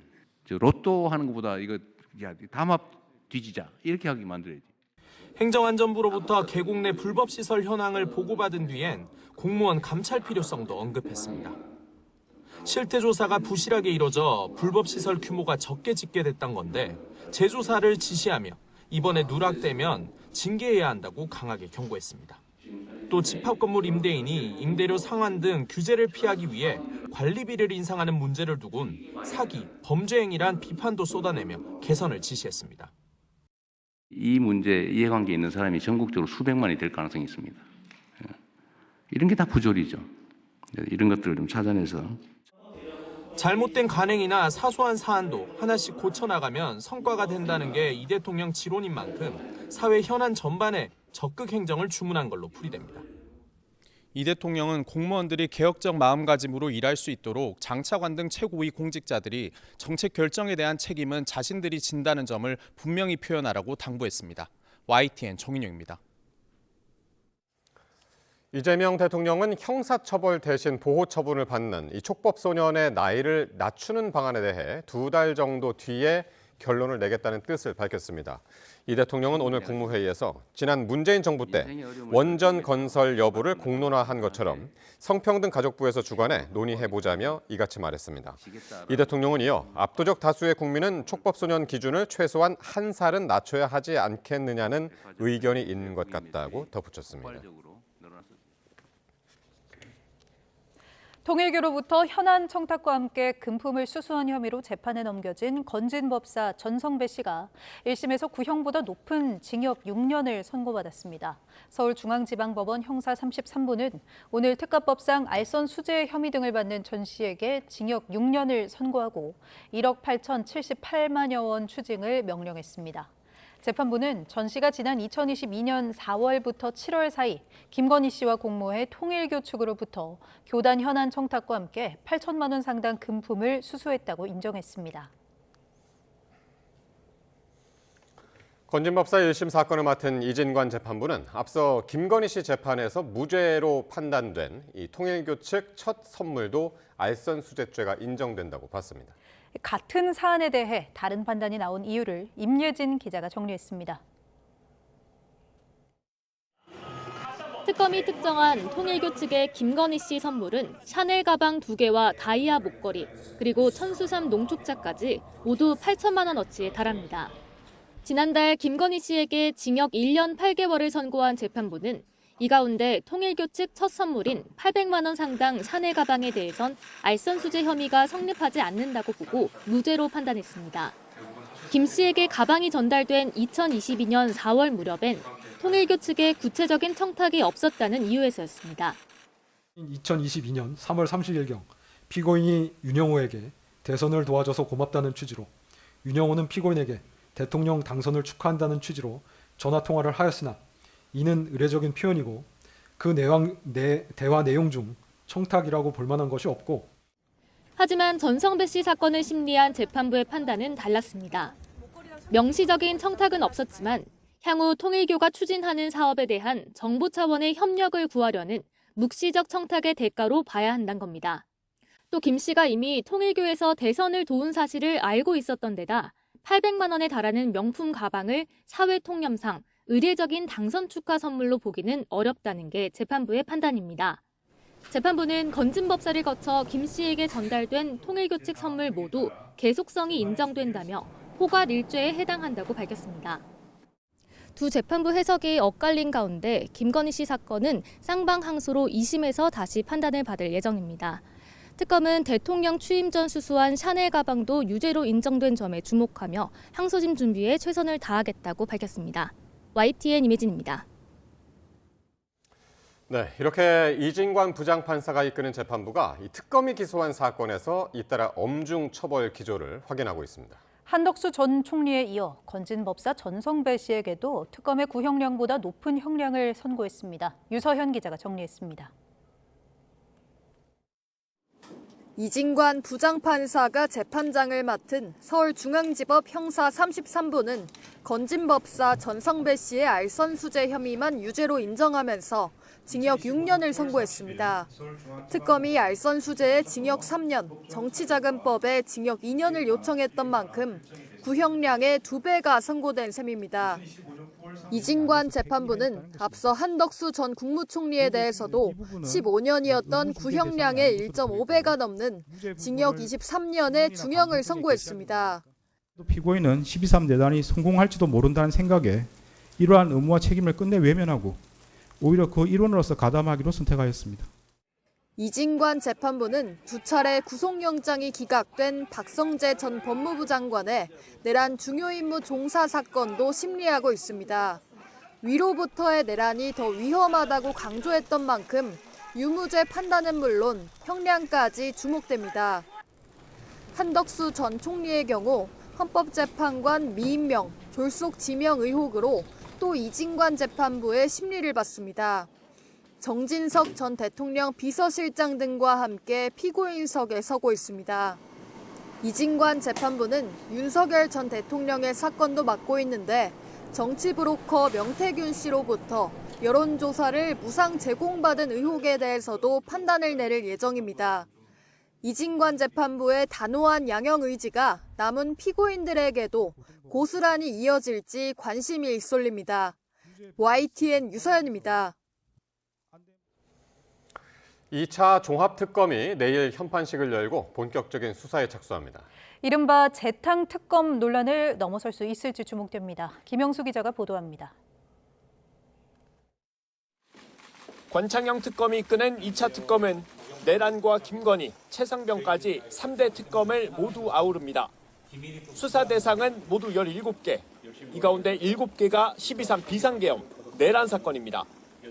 노상원 수첩과 방첩사 블랙리스트, 계엄버스, 북한 도발 유도 의혹까지 계엄 선포와 관련된 의혹 상당수가 구체적으로 명시됐습니다. 노상원 수첩의 경우 윤석열 전 대통령 내란 우두머리 사건 1심에서 신빙성이 인정되지 않으면서 초기 수사력은 여기에 집중될 가능성이 있습니다. 아직 내란이라든지 계엄에 가담한 행위 전반에 대해서 밝혀지지 못한 사실이 많기 때문에 서울 양평고속도로 노선 변경에 김건희 씨 일가가 영향력을 미쳤다는 의혹은 특검이 마무리하지 못한 대표적 사건 가운데 하나입니다. 국토부 공무원을 포함해 모두 7명을 재판에 넘겼지만 지시한 윗선까지 올라가지 못했습니다. 김건희 씨가 박성재 전 장관과 나눈 텔레그램 메시지로 드러난 이른바 셀프 수사 무마 의혹도 특검이 이어봤습니다. 수사기간은 앞으로 최대 150일, 특검보 5명 가운데 4명을 채운 특검은 이제 첫 발을 뗄 준비를 마쳤습니다. 유례없는 3대 특검 이후 바통을 이어받은 2차 종합특검이 재탕수사라는 비판적인 시각을 넘어 성과를 낼 수 있을지 주목됩니다. YTN 김영수입니다. 트럼프 미국 대통령이 우리 시간으로 내일 오전 11시 국정연설을 통해 경제 성과를 대대적으로 홍보하고 물가 안정을 위한 새로운 조치들을 발표할 예정입니다. 미국 언론들은 백악관 관계자의 말을 인용해 내일 국정연설의 공식 주제는 건국 250주년의 미국, 강하고 번영하며 존경받는 국가로 정했다고 소개했습니다. 이번 국정연설은 특히 연방대법원이 관세 정책에 제동을 건 지 나흘 만에 열린다는 점에서 무역 정책에 대한 입장도 피력할 것으로 보입니다. 트럼프 대통령의 국정연설은 집권 2기 들어 이번이 처음으로 YTN은 내일 오전 11시 트럼프 대통령의 국정연설을 동시 통역으로 생중계할 예정입니다. 성김 현대자동차그룹 사장은 트럼프 행정부의 상호 관세가 무력화되면서 오히려 자동차 관세 압박이 강해질 수 있다며 대미 투자법인의 신속한 처리를 촉구했습니다. 로이터 통신에 따르면 김 사장은 국회에서 열린 국민의힘 대미 투자 특별법안 관련 경제계 조찬 간담회에서 상호 관세가 무효가 돼 오히려 자동차 등 특정 산업에 대한 무분별 관세 압박이 커질 수 있다며 전기차 전환이 진행되고 자율주행 경쟁이 가속화되는 등 산업 전체가 격변하는 시기에 25% 관세가 현실화하면 한국 기업들의 경쟁력은 불가피하게 약화할 것이라고 우려했습니다. 미국의 상호 관세 무효 판결에 중국 공장들은 춘절 연휴까지 반납하고 미국 물량 선적을 서둘렀습니다.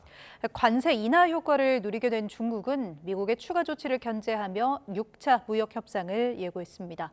베이징 강정규 특파원입니다. 중국 동부 장수성에 있는 변압기 생산 공장.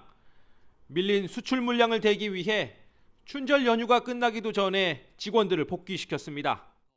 眼下我们在手订单已经超过30亿元，现在订单已经排到了年底。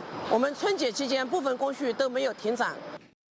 홍콩 매체 SCMP는 미국 대법원의 상호관세 위법 판결이 결정적 호재로 작용했다고 짚었습니다. 적어도 향후 150일 동안 관세 인하 효과를 보기 위해 미국행 물량 선적을 앞당기려 한다는 겁니다. 这回在我们港区的作业量超过了2万标准箱，我们现场是人停机不停，争分夺秒，确保货物能及时出运。 춘절 연휴 뒤 열흘 만에 개장한 중국 본토 증시도 이런 기대감을 반영한 듯 들썩거렸습니다. 트럼프 대통령이 공언한 15% 대체 관세가 발효되면 중국엔 기존 상호 관세보다 낮은 세율이 적용됩니다. 미국이 중국과 브라질을 콕 집어 무역법 301조 조사로 압박하고 나선 이유입니다. 중국 당국은 미국의 추가 조치를 봐가며 대응하겠다는 신중한 반응을 보였습니다. 일방적 관세를 취소하고 더는 부과하지 말라며 6차 무역 협상 일정도 살짝 흘렸습니다. 中方愿与美方在将于近期举行的第6轮中美经贸磋商中开展坦诚磋商。 도널드 트럼프 미국 대통령의 4월 방중을 앞두고 관세 전쟁의 판가리가 이루어지면서 새로운 수싸움이 벌어지게 됐습니다. 베이징에서 YTN 강정규입니다. 경남 밀양에서 발생한 산불이 발생 20시간 20분 만에 주불이 잡혔습니다. 산림청 중앙사고수습본부는 어제 오후 4시 10분 밀양시 삼낭진읍 야산에서 발생한 산불의 주불을 오늘 낮 12시 30분에 진화 완료했다고 밝혔습니다. 이번 산불로 인한 피해 면적은 143헥타르로 경남 함양 산불에 이어서 올 들어 두 번째로 대형 산불로 기록됐습니다. 진화에는 산불 진화 헬기 52대와 진화 장비 318대, 1,511명의 인력이 투입됐으며 인근 마을 주민 156명이 대피했습니다. 이렇게 함양에 이어서 대형 산불이 발생한 밀양은 지난 21일까지 비가 단 한 차례도 내리지 않았습니다. 산 전체가 바짝 메말라 거대한 연료 더미가 된 셈인데요. 오늘 눈비가 내리면서 불길은 잡혔지만 전문가들은 대형 산불의 고비는 이제부터라고 경고했습니다. 김민경 기자입니다. 함양에 이어 올해 두 번째 대형 산불이 발생한 경남 밀양. 바람이 스치기만 해도 불이 크게 번질 만큼 밀양의 땅과 숲은 바짝 말라 있었습니다. 올해 1월부터 지난 21일까지 밀양에는 단 한 차례도 비가 내리지 않았기 때문입니다. 겨울 내내 건조특보가 발령되었다고 보는 것도 무리가 아닙니다. 모든 대지와 숲이 바싹 말라붙어 연료 더미와 같은 상태입니다. 다행히 오전부터 강수구름대가 유입되면서 불은 이틀 만에 모두 진화됐습니다. 영남 일부 지역에는 한때 대설주의보가 내려질 만큼의 굵은 눈발도 쏟아졌습니다. 하지만 전문가들은 3월을 앞두고 대형 산불의 진짜 고비는 이제부터라고 경고합니다. 이제부터 대형 산불의 고비가 시작된다고 볼 수 있습니다. 기온이 높아지면 공기 중의 상대 습도는 낮아지고 연료 내 수분이 빠르게 대기 중으로 증발합니다. 이 경우에는 산불이 발생하기도 쉽고 빨리 확산합니다. 눈비가 내렸지만 산 깊숙한 곳까지 수분이 충분히 스며들기엔 부족합니다. 또 주 후반부터는 다시 기온이 15도 안팎까지 크게 오르며 계절이 한 달 이상 앞서갈 전망입니다. 잠시 숨을 돌렸을 뿐 산불과의 싸움은 이제 시작입니다. YTN 김민경입니다. 전국의 대설특보가 모두 해제되면서 행정안전부가 밤 9시부로 중앙재난안전대책본부 비상근무를 해제한다고 밝혔습니다. 이번 대설로 인한 인명피해와 시설피해는 현재까지 없는 것으로 전해졌습니다. 순직 소방관 모독 논란이 일었던 디즈니 플러스 예능 프로그램 운명전쟁 49가 이번엔 경찰관 순직을 비하했다는 논란에 휩싸였습니다. 순직 경찰관의 사인을 두고 부적절한 표현을 사용했는데 경찰청은 유족 측과 협의해 법적 대응을 검토하고 있는 것으로 확인됐습니다. 배민혁 기자의 단독 보도입니다. 읽을 수 있는가? 디즈니 플러스의 예능 프로그램 운명전쟁 49가 또다시 논란에 휩싸였습니다. 이화 방송에서는 순직 경찰관인 고 이재현 경장의 사인을 추론했는데 한 역술이는 흔히 칼 맞는 걸 칼빵이라고 하지 않느냐며 칼을 맞는 게 보인다고 말했습니다. 그러자 방송인 전현무 씨가 제복 입은 분이 칼빵이라며 반응했고 가수 신동 씨 역시 단어가 너무 좋았다며 맞장구 쳤습니다. 이들이 언급한 건 지난 2004년 8월 발생한 경찰관 피습 사건입니다. 당시 서울 서부경찰서 소속이었던 고 이재영 경장은 고 심재호 경위와 함께 강력사건 피의자 검거를 위해 서울 마포구에 있는 카페로 출동했습니다. 이들이 신분증을 제시하던 순간 피의자가 흉기를 휘둘렀고 두 사람 모두 끝내 숨졌습니다. 공개적인 장소에서 거기에 뭐 칼을 들고 나왔으리라고 생각은 보통 잘 안 하는 게 일반적이고. 경찰은 지난 2024년 고 이재현 경장과 심재호 경위를 경찰 영웅으로 선정했습니다. 이후 서울 서부경찰서에는 이들을 기리기 위한 흉상이 설치됐습니다. 방송 이후 경찰관의 순직을 조롱거리로 만들었다는 거센 비판이 이어졌습니다. 순직 공무원들의 헌신을 사실 우리 사회가 영원히 기억하고 예우해야 할 고인의 명예를 난도질하고 현장에서 사투를 벌이는 우리 14만 경찰관들의 가슴에 대못을 박았다. 논란이 이어지자 경찰은 조직 차원의 공식 대응에 나섰습니다. 경찰청은 고 이 경장 유족의 동의를 얻어 운명전쟁 49의 해당 방영분 삭제 등을 위한 법적 대응을 검토하고 있는 것으로 YTN 취재 결과 확인됐습니다. 경찰은 조만간 유족 측과 협의해 구체적인 대응 방안을 마련할 계획입니다. 운명전쟁 49 제작진은 부적절한 언어와 묘사에 대해 사과드린다며 향후 제작 과정에 세심한 주의를 기울이겠다고 밝혔습니다. 화재 현장에서 순직한 소방관의 사인을 마치는 내용을 다뤄 유족의 반발을 산 데 이어 경찰관 순직에 대한 비하 표현까지 프로그램을 둘러싼 논란은 쉽게 가라앉지 않을 것으로 보입니다. YTN 배민혁입니다. 60억 원 상당의 위조 수표를 만든 남성이 경찰에 붙잡혔습니다. 이 남성은 재력을 과시하려고 가짜 수표를 제작한 것으로 조사됐는데 전 여자친구가 이를 몰래 현금화하려다 덜미를 잡혔습니다. 윤태인 기자입니다. 차량 트렁크를 열고 하나씩 짐을 들추자 비닐에 쌓여있는 종이 뭉치가 발견됩니다. 수백 장은 되는 것으로 보이는데 트렁크에 함께 있던 종이 가방 안에서도 종이 뭉치가 나옵니다. 수표처럼 보이지만 모두 가짜입니다. 30대 남성 A씨는 100만 원권 위조 수표 6,000장을 만든 혐의로 경찰에 검거됐습니다. A씨는 지난 2021년 8월 인쇄 수업자에게 유튜브 촬영용으로 쓴다고 거짓말하며 가짜 수표 인쇄를 의뢰한 것으로 조사됐습니다. 이렇게 만든 수표는 뒷면에 견본이라고 적혀 있었는데 A씨는 여기에 자신의 인감도장을 찍어 실제처럼 위장했습니다. 경찰은 A씨가 이를 이용해 재력을 과시했던 것으로 보고 있습니다. 자기 지갑에 수표를 넣고 다녔었죠. 위조된 수표를요. 여자도 동거를 하게 됐었습니다. 남자가 돈이 있는 줄 알고요. A씨는 위조 수표를 몰래 챙긴 전 여자친구가 이를 은행에 입금해 현금화하려다 적발되면서 덜미를 잡혔습니다. 두 사람은 서로 말을 맞춰가며 수사에 혼선을 주기도 했는데 경찰은 6개월 넘는 수사 끝에 두 사람을 검거했습니다.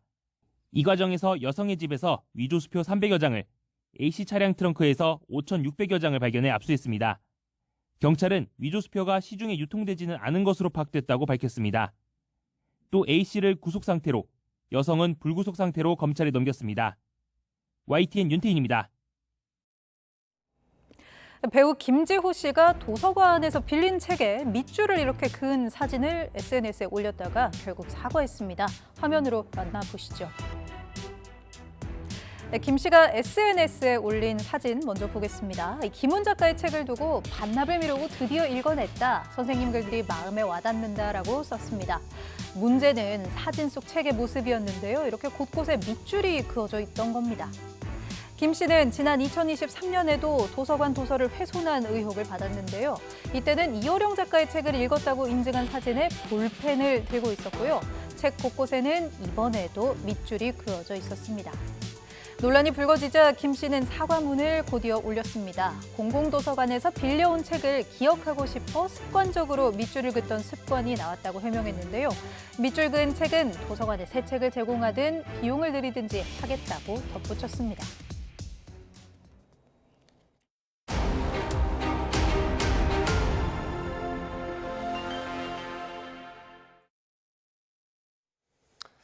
전남 광주 통합특별시 설치를 위한 특별법이 더불어민주당 주도로 국회 법제사법위원회 문턱을 넘었습니다. 대구 경북 그리고 충남 대전 통합법은 지역 반대를 이유로 처리가 불발됐는데 여야는 서로에게 책임을 돌렸습니다. 김철희 기자가 보도합니다. 여야 의견 속 처리가 미뤄졌던 행정통합특별법 3개가 법사위에 다시 올랐습니다. 국민의힘이 반대하는 충남, 대전을 뺀 2개 지역 통합법이 통과될 거로 점쳐졌지만 예상은 빗나갔습니다. 대구시의회가 결의문을 통해 통합에 반대 입장을 밝혔다며 민주당이 대구 경북 통합법안 처리를 연기한 겁니다. 대구시의회도 이 통합 반대 의견으로 돌아선 성명을 내고 있습니다. 이런 상황에서는 좀 더 시간을 가지고 결국 전남 광주 통합법만 법사위 문턱을 넘었는데 국민의힘은 졸속법안 탓이라며 여권 책임론을 부각했습니다. 내용을 뜯어봐도 호남에만 유달리 특례가 많이 주어졌다면서 이대로라면 나머지 지역 통합에 동의하기 어렵다고 했습니다. 광주 전남만 좋게 하고 충청도는 제대로 된 권한도 주지도 않아요. 대구 경북도 마찬가지입니다. 충청 지역 국민의힘 지자체장과 국회의원, 당원들도 국회 앞 계단을 가득 메우며 화력전에 힘을 보탰습니다. 중앙정부가 갖고 있는 권한을 지방정부로 넘겨달라는 것입니다. 이번 법안에 하나도 없습니다, 여러분. 반면 민주당은 지역 뜻이 하나로 모이지 않은 상태에서는 법안을 일방 추진할 수 없다며 책임은 전적으로 제1야당에 있다고 맞섰습니다. 정략적 계산의 누님은 국민의힘 지도부가 끝까지 합의에 응하지 않았기 때문입니다. 다만 임시국회는 3월 초까지 진행된다며 나머지 지역 통합 관철 의지를 거듭 강조했는데 통합 범위에 따라 지방선거 구도가 요동칠 전망입니다. 충남 대전 통합이 가시화하면 청와대 강훈식 비서실장이 도전장을 낼 거란 예상도 흘러나오는 상황. 민주당은 서울에 이어 경기도지사 후보들을 상대로도 면접을 이어가며 지방선거 분위기를 띄우는 데 주력했습니다. 진보사당 역시 민주적 통제장치가 빠졌다며 통합법 통과에 제동을 건 상황이라 여당 목표대로 다음 달 통합이 순조롭게 매조지될지는 미지수란 분석도 나옵니다. YTN 김철입니다. 국민의힘 의원총회에서 대구 경북 행정통합특별법의 처리가 보류된 것을 두고 원내 지도부와 지역 의원들 사이에 설전이 벌어졌습니다. 대구시장에 출마한 주호영 의원은 비공개 의총에서 대구 경북 통합에 국민의힘 지도부가 반대해서 통과하지 않는다는 더불어민주당 소속 추미애 법사위원장의 발언을 거론하면서 사실이면 엄중 책임을 물어야 한다고 말했습니다. 이에 경북 삼선인 송원석 원내대표는 주 의원이 저를 지목한 거라면 큰 오산이고 명예가 훼손됐다고 느낀다면서 자신의 원내대표 거취까지 거론한 것으로 전해졌습니다. 6.3 지방선거를 치르기도 전에 국민의힘은 책임론이 화두입니다. 당대표 사퇴가 최고의 선거 전략이라는 말까지 나왔는데 장동혁 대표는 자꾸 부정적인 얘기를 하는 게 무슨 도움이 되느냐며 자제를 요청했습니다. 김다연 기자입니다. 국민의힘 장동혁 대표가 왜 같은 편끼리 사기를 꺾냐며 이른바 위기감 조장 세력에 경고장을 날렸습니다.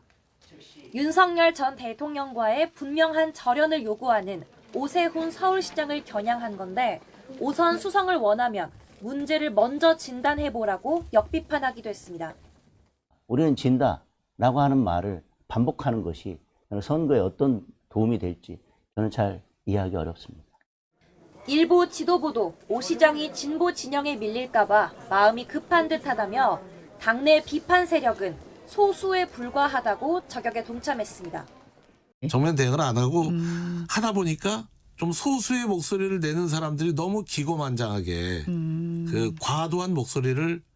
하지만 지금이야 공천 눈치 보느라 말 못하는 거지 교통 정리가 마무리되는 4월쯤이면 장 대표 사퇴 요구가 분출할 거란 게 반대파 논리입니다. 장동혁 대표의 사퇴보다 더 좋은 선거운동은 전 없다고 봐요. 소 귀의 경읽기가 소 잃고 외양간 고치는 상황으로 이어질 거라며 지방선거 참패를 예측하는 목소리도 여전히 적지 않습니다. 내란의 멍해를 뒤집어 쓰고는 아무것도 할 수가 없습니다. 조폭이 착하게 살자고 산다라고 이야기하는 그 누가 믿겠습니까? 흐지부지 끝난 의원총회, 소장파 초재선 의원들은 당이 윤어게인으로 가도 될지 투표해보자며 회의 소집을 요구했고 중진들도 따로 만나 당 노선을 두고 머리를 맞댔습니다. 지방선거를 치르기가 매우 어렵다 하는데 공감을 같이 했습니다. 당대표 면담을 요청할 계획입니다. 장 대표 사퇴를 요구한 당협위원장들을 징계해달라며 원외 인사 간 신경전도 이어졌습니다. 저륜 얘기는 그만하자는 지도부와 결론을 내자는 반대파의 공방만 몇 달째입니다. 사실상 선거 승리는 뒷전이고 패배 이후를 대비한 주도권 다툼 아니냐는 자조적 목소리도 나옵니다. YTN 김다연입니다. 인천 계양을 보궐선거에 출사표를 던진 김남준 전 청와대 대변인은 당 내에서 제기되는 송영길 전 대표와의 교통정리 필요성과 관련해 당에서 결정하는 대로 따르겠다고 밝혔습니다. 김 전 대변인은 오늘 국회에서 더불어민주당 정청래 대표와 1시간 동안 면담한 뒤 기자들과 만나 이같이 말했습니다. 이어 면담 자리에서 자신의 출마 의지를 말했고 정 대표는 격려해줬다고 덧붙였습니다. 기업의 자사주 소각을 의무화하는 내용의 3차 상법 개정안이 국회 본회의에 상정되자 국민의힘은 즉시 필리버스터에 나섰습니다. 더불어민주당은 2월 임시국회 안에 사법개혁안 등 각종 쟁점 법안도 연이어 처리한다는 방침이라 7박 8일 동안의 필리버스터 전국이 펼쳐질 전망입니다. 김다현 기자입니다.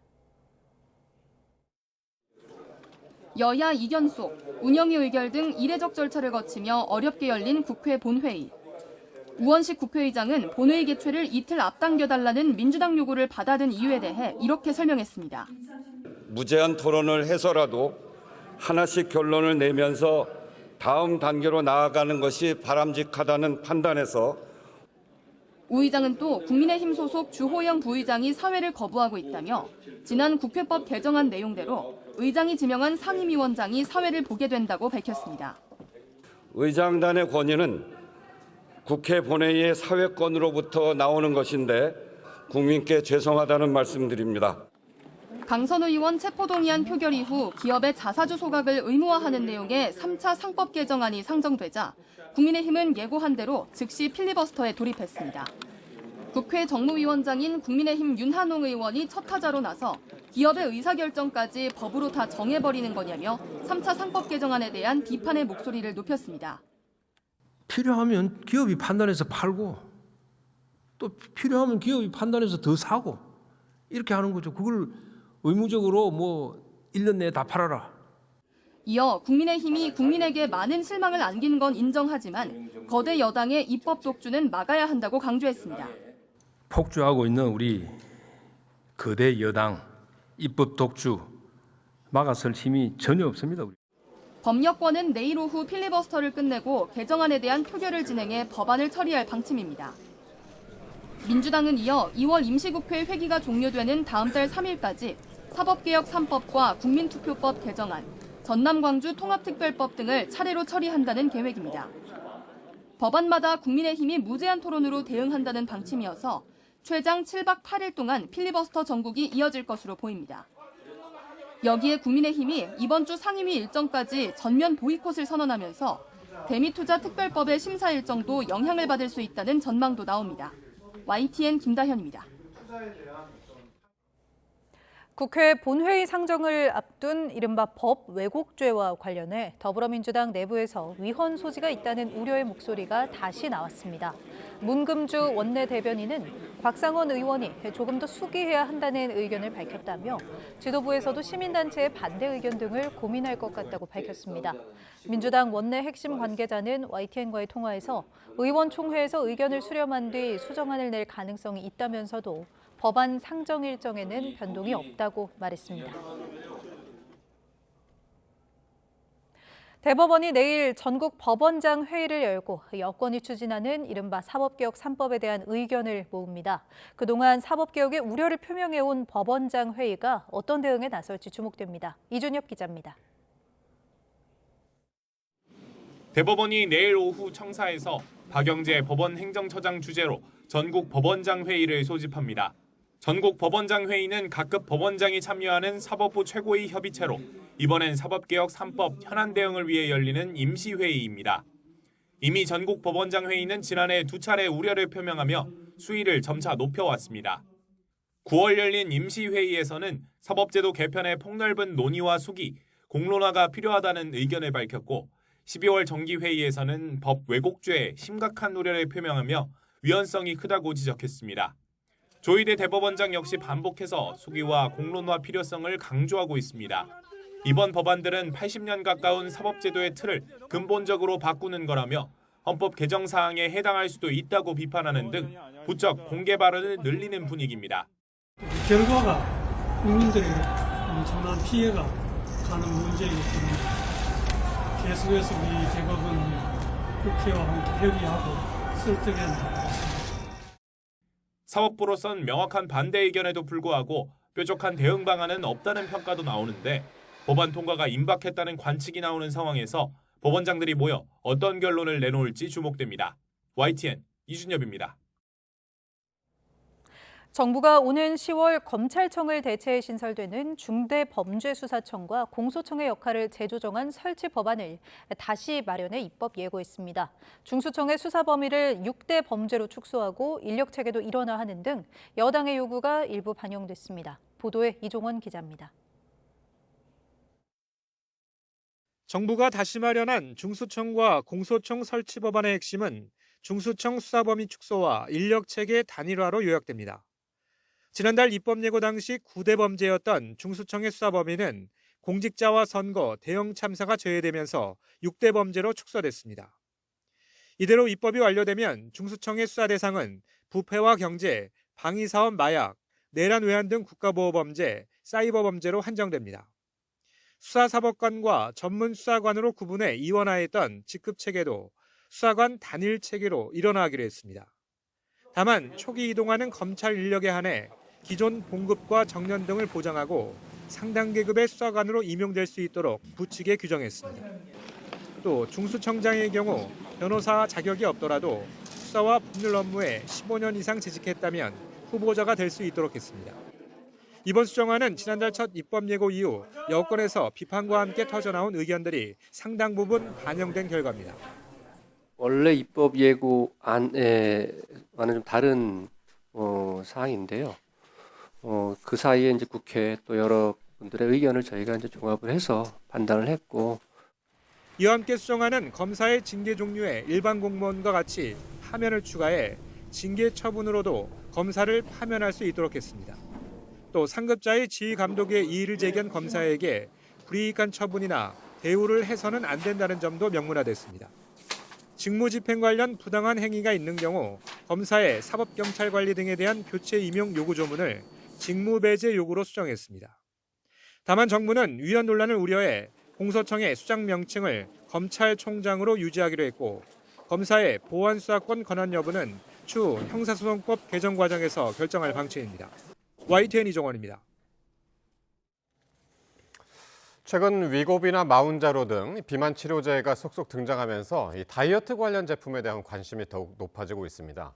그런데 이 비만 치료제처럼 보이도록 광고한 식용 다이어트 제품 대부분이 효능과 거리가 먼 그냥 일반 식품으로 조사됐습니다. 보도에 오동건 기자입니다.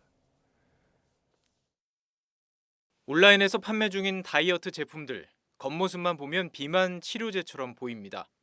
특히 이렇게 조사 대상 대부분 88%의 제품이 정제 형태, 알약으로 만들어져 있습니다. 의약품으로 오인되기 쉽지만 이 제품 그냥 일반 식품입니다. 한국소비자원이 조사한 다이어트 표방식품은 16개, 비만 치료제 위고비 등을 연상시키는 이름이지만 실제 조사 결과 비만 치료 성분인 GLP-1은 전혀 들어있지 않았습니다. 이들 제품은 온라인 판매 페이지에서 GLP-1 촉진, 마시는 위고비 등의 표현을 사용해 의약품과 유사한 효과가 있는 것처럼 광고했습니다. 또 의사나 전문가 이미지를 활용해 신뢰도를 높이려 했습니다. AI를 활용해서 특정 이미지를 생성을 했는데요. 그 이미지는 뭐 의사를 사칭한다든지 아니면 인플루언서나 특정 유명 장소를 이미지로 조작을 하거나. 일부 제품에는 포만감 유지와 관련된 식이섬유 성분이 포함돼 있었지만 하루 섭취량이 0.9g에서 3.2g 수준으로 체중 감량 효과를 기대하기엔 부족한 양이었습니다. 다만 조사 대상 제품에서 식품의 사용이 금지된 변비 치료제, 우울증 치료제 등 의약품 성분은 검출되지 않았습니다. 한국소비자원은 식약처에 온라인 부당 광고 점검을 요청하고 다이어트 제품을 구입할 때 건강기능식품 인증 마크와 원료명을 반드시 확인해달라고 당부했습니다. YTN 오동건입니다. 정부가 이번 주 안에 고정밀 지도 국외 반출 여부를 결정할 가능성이 큰 것으로 전해졌습니다. 정보통신업계와 관가 등에 따르면 국토부는 오는 27일 측량성과 국외 반출 협의체 회의를 열고 1대 5천 축적 고정밀 지도의 국외 반출 여부를 논의할 예정으로 전해졌습니다. 이번 결정은 상호관세 정책이 연방 대법원에서 위법 판결을 받은 뒤 트럼프 대통령이 전 세계에 글로벌 관세를 다시 부과한 직후 나오는 것으로 지도 반출 여부에도 관심이 커지고 있습니다. 중국이 전통 제조업을 넘어서 첨단 제조업 전반에서 빠르게 경쟁력을 키우며 한국을 추월했다는 분석이 나왔습니다. 산업연구원이 발표한 보고서를 보면 중국은 메모리 반도체 분야를 빼고 로봇과 전기차, 배터리 등 첨단 제조업 분야에서 한국과 상당한 격차를 벌인 것으로 파악됐습니다. 산업연구원은 한중 산업 경쟁이 기술 추격 단계를 넘어 구조적 경쟁 단계로 진입했다며 한국은 초격차 기술 확보와 중국의 산업 생태계를 전략적으로 활용해 새로운 제조 경쟁력을 축적하는 방향으로 전환할 필요가 있다고 밝혔습니다. 새벽 시간 복면을 쓴 채 컴퓨터 부품 판매점에 침입해 GPU 여러 대를 훔치고 도주한 남성에 대해 경찰이 구속영장을 신청했습니다. A씨는 지난 22일 새벽 6시쯤 경기 평택시 청부급에 있는 컴퓨터 부품 판매점 유리문을 전동 공구로 부수고 들어가 1,600만 원 상당의 GPU를 훔쳐 달아난 혐의를 받고 있습니다. 경찰은 A씨를 상대로 작물의 행방과 여죄가 있는지 등을 조사하고 있습니다. 이란을 상대로 한 미국의 공격이 임박했다는 관측 속에 제럴드 포드 항공모함 전단이 현지 시간 23일 지중해에 진입했으며 이스라엘 북부 하이파에 입항한다고 일간 예루살렘 포스트가 보도했습니다. 보도에 따르면 미군 유조선과 화물기, 급유기 등 지원 전력도 이스라엘 내 여러 비행장과 항만에 도착했습니다. 이와 관련해 AFP 통신 등은 현지 시간 24일 제럴드 포드함이 그리스 남부 크레타 섬에 정박한 모습이 포착됐다고 보도했습니다. 하이파는 이스라엘 해군 본부와 주요 정유 시설이 있는 항구 도시로 지난해 6월 이른바 12일 전쟁이 벌어졌을 당시 이란이 보복 목표로 삼았던 곳입니다. 트럼프 미국 대통령이 중동의 군사력을 크게 늘린 채 대규모 이란 공격 가능성을 비친 데 이어 일부 대사관에 대피령이 내려지면서 군사 행동이 임박한 게 아니냐는 관측이 나옵니다. 이란은 미국이 공격해온다면 그 규모에 관계없이 침략이라며 최고 지도자가 지도부 암살 시도에 대비하도록 지시하는 등 대응 태세를 강화하고 있습니다. 보도에 김종욱 기자입니다. 미국 국무부가 레바논 베이루트의 안보 상황을 들어 대사관 비필수 인력과 가족에게 현지를 떠나도록 명령했습니다. 레바논은 그동안 미국에 대한 이란의 보복 공격 표적이 되었고 이번에도 미국이 군사행동에 나선다면 중동 내 미국 관련 시설을 보복 공격 목표물로 삼겠다고 경고해 왔습니다. 앞서 트럼프 대통령은 이란 정권 교체를 목표로 대규모 공격을 검토할 수 있다는 입장을 참모들에게 밝힌 것으로 전해졌습니다. 군 수뇌부가 신중한 입장을 보였다는 보도를 일축하고 결정권자는 바로 자신이라며 이란과 합의를 이루지 못하면 매우 나쁜 날이 될 거라고 경고했습니다. 미국은 중동에 항공모함과 전함, 전투기 수십 대 등 막강한 화력을 배치해 위협 강도를 최고조로 끌어올리고 있습니다. Number one, the missiles. That's their best ability to project power. Number two, then, the protection of the Straits of Hormuz, their ability to mine the waterways and that the naval forces that can put at risk international shipping bringing and taking oil. 이란은 미국의 군사행동이 대규모든 제한적이든 침략 행위로 간주하고 그에 따른 결과를 볼 거라며 최고 지도자 아야톨라 하메네이가 자신을 포함해 최고 지도부 암살 시도 대비를 지시하는 등 응전 태세를 조이고 있습니다. 특히 미국에 굴복해 우라늄 농축을 포기하면 체제 존립 자체가 어려울 수 있다고 판단해 차라리 군사 충돌을 불사할 수 있다는 분석도 나옵니다. ایران بدون توجه به این تهدیدات متمرکز هست بر پیشبرد منافع و حقوق ملی مردم ایران. 미국과 이란이 26일 스위스에서 재개하는 핵 협상이 트럼프의 공격 여부 결정을 앞둔 마지막 접촉이란 평가가 나오면서 그 결과에 따라 중대한 분수령을 맞을 것으로 보입니다. YTN 김종욱입니다. 제107주년 3.1절을 앞두고 독립기념관이 조국을 위해 헌신했던 독립운동가 부부의 삶을 확인할 수 있는 자료들을 공개했습니다. 중국에서 동지로 만나 부부의 연을 맺고 항일운동에 앞장서온 두 애국지사의 발자취가 고스란히 담겨 있었습니다. 오승훈 기자입니다. 1926년 일제강점기 시절 중국 국민혁명군 중앙군사정치학교 입학 명부입니다. 빛바랜 사진 속에 안경을 끼고 군복을 차려입은 한 남성. 항일 독립투쟁단체인 의열단 출신으로 중국으로 넘어가 조선의용대와 한국광복군 등에서 활약했던 독립운동가 이종희 애국지사의 청년 시절 모습입니다. 이 지사의 부인이자 독립운동가인 송다녀 애국지사가 아들과 함께 대한민국 임시정부 요인들과 촬영한 사진도 있습니다. 독립기념관은 항일투쟁의 상징인 3.1운동 107주년을 맞아 두 지사의 역사 자료를 대중들에게 처음으로 공개했습니다. 두 지사는 조선의용대 동지로 만나 조국을 위한 헌신을 다짐하며 부부의 연을 맺은 것으로 알려졌습니다. 이후 한국광복군에 편입돼 같은 부대원으로 활동했고 함께 작전을 준비하며 조국 광복을 위해 헌신했습니다. 후손들의 기증으로 공개된 자료는 모두 16점. 독립기념관은 독립군의 무력항쟁 시절의 모습을 눈으로 직접 확인할 수 있다는 점에서 역사적 가치가 있다고 평가했습니다. 조선의용대하고 한국광복군이 진짜 편입이 돼서 광복위에는 대한민국 육군으로 발전을 하는 그 모습을 이제 시각적인 의미에서 볼 수 있다는 점에서 후손들은 일제강점기의 뼈아픈 역사를 잊지 말아야 하고 누구도 역사를 왜곡해서는 안 된다며 기증 이유를 밝혔습니다. 역사는 정확하게 전달돼야 후손들도 그 역사에 대해서 왜곡되지 않은 진실을 알 수 있다고 생각합니다. 증거 자료가 되기 때문에 앞으로 후손들에도 큰 의미가 될 수 있을 거라고 여겨집니다. 독립기념관은 기증받은 자료들을 누리집을 통해 국민에게 선보일 예정입니다. YTN 오승훈입니다.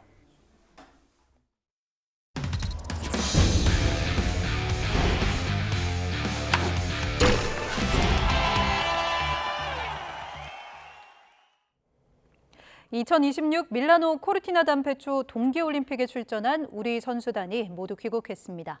이번 대회에서 절반의 성공을 거둔 선수단은 4년 뒤 프랑스 알프스 대회를 기약했습니다. 이대건 기자입니다. 동계올림픽 선수단 귀국대는 폐막식 때처럼 쇼트트랙 최민정, 황대현이 태극기를 들고 앞장섰습니다. 여자 컬링과 피겨 대표팀도 뒤를 따랐습니다. 이번 올림픽에 출전한 모든 선수에게 환영 꽃다발이 건네집니다. 대회 전 목표로 걸었던 톱10 진입을 이루지 못했지만 금메달 3개 목표 달성은 물론 베이징 대회보다 더 많은 메달을 따냈습니다. 아시아 최초로 빙상, 설상, 썰매 모든 종목에서 금메달을 보유한 국가가 되었습니다. 메달과는 거리가 멀었던 스노보드는 금은동을 차지하며 눈부신 비상을 이뤄냈고 쇼트트랙은 김길리, 이건항과 최민정의 한국인 최다 메달 획득으로 자존심을 지켜냈습니다. 3번의 올림픽 하면서 정말 7개의 메달까지 땄고 해서 그동안 많은 분들이 응원해 주셔서 할 수 있었던 것 같고 지금으로도 충분히 만족하는 성적이라서 앞으로 길리 선수 많이 응원하겠습니다. 이전까지 쇼트트랙 다음으로 메달을 얻어냈던 스피드스케이팅의 노메달은 아쉬운 부분입니다. 이제 우리 선수단은 다음 큰 대회를 준비합니다. 3년 뒤 카자흐스탄에서 열리는 동계 아시안게임에 이어 4년 뒤 이번 대회 개최지 알프스 너머에 있는 프랑스 대회를 기약합니다. 팀 코리아 화이팅! YTN 이더훈입니다. WBC 출전을 앞두고 프로팀과 연습 경기를 치르고 있는 대표팀이 기아를 물리치고 3연승을 달렸습니다. 고영표가 선발로 등판하며 1라운드에 나설 선발 투수의 윤곽도 모두 드러났습니다. 보도에 이경재 기자입니다. 대표팀이 1회 초 먼저 2점을 허용했습니다.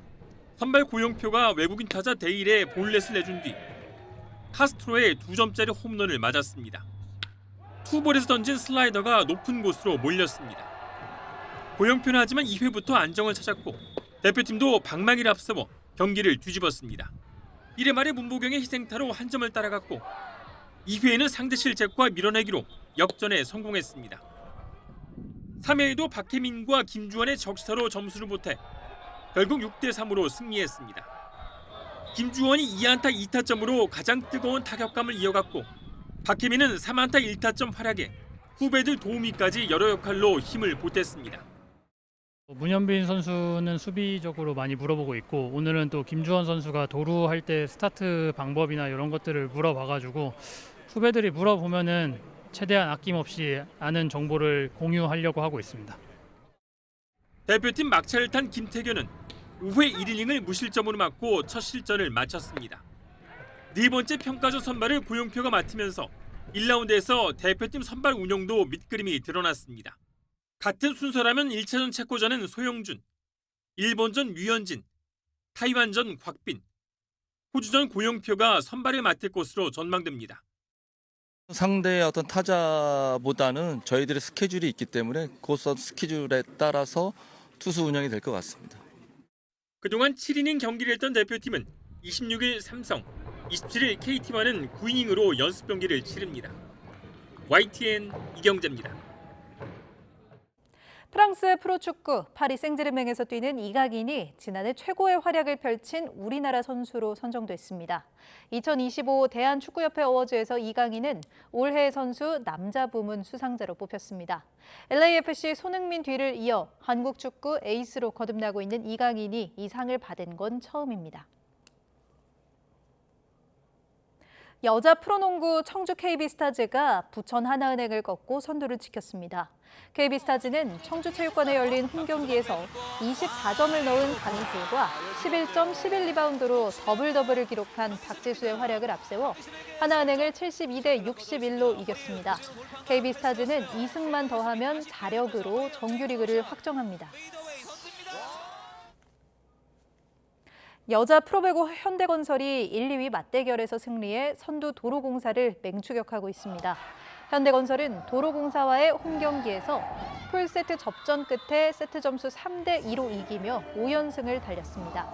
남자부 경기에선 KB손해보험이 최하위 삼성화재를 10연패 수렁으로 밀어놓고 3위 자리를 지켰습니다. KB손해보험은 42점을 압착한 비엔나와 임성진을 앞세워 삼성화재를 세트 점수 3대 1로 꺾었습니다.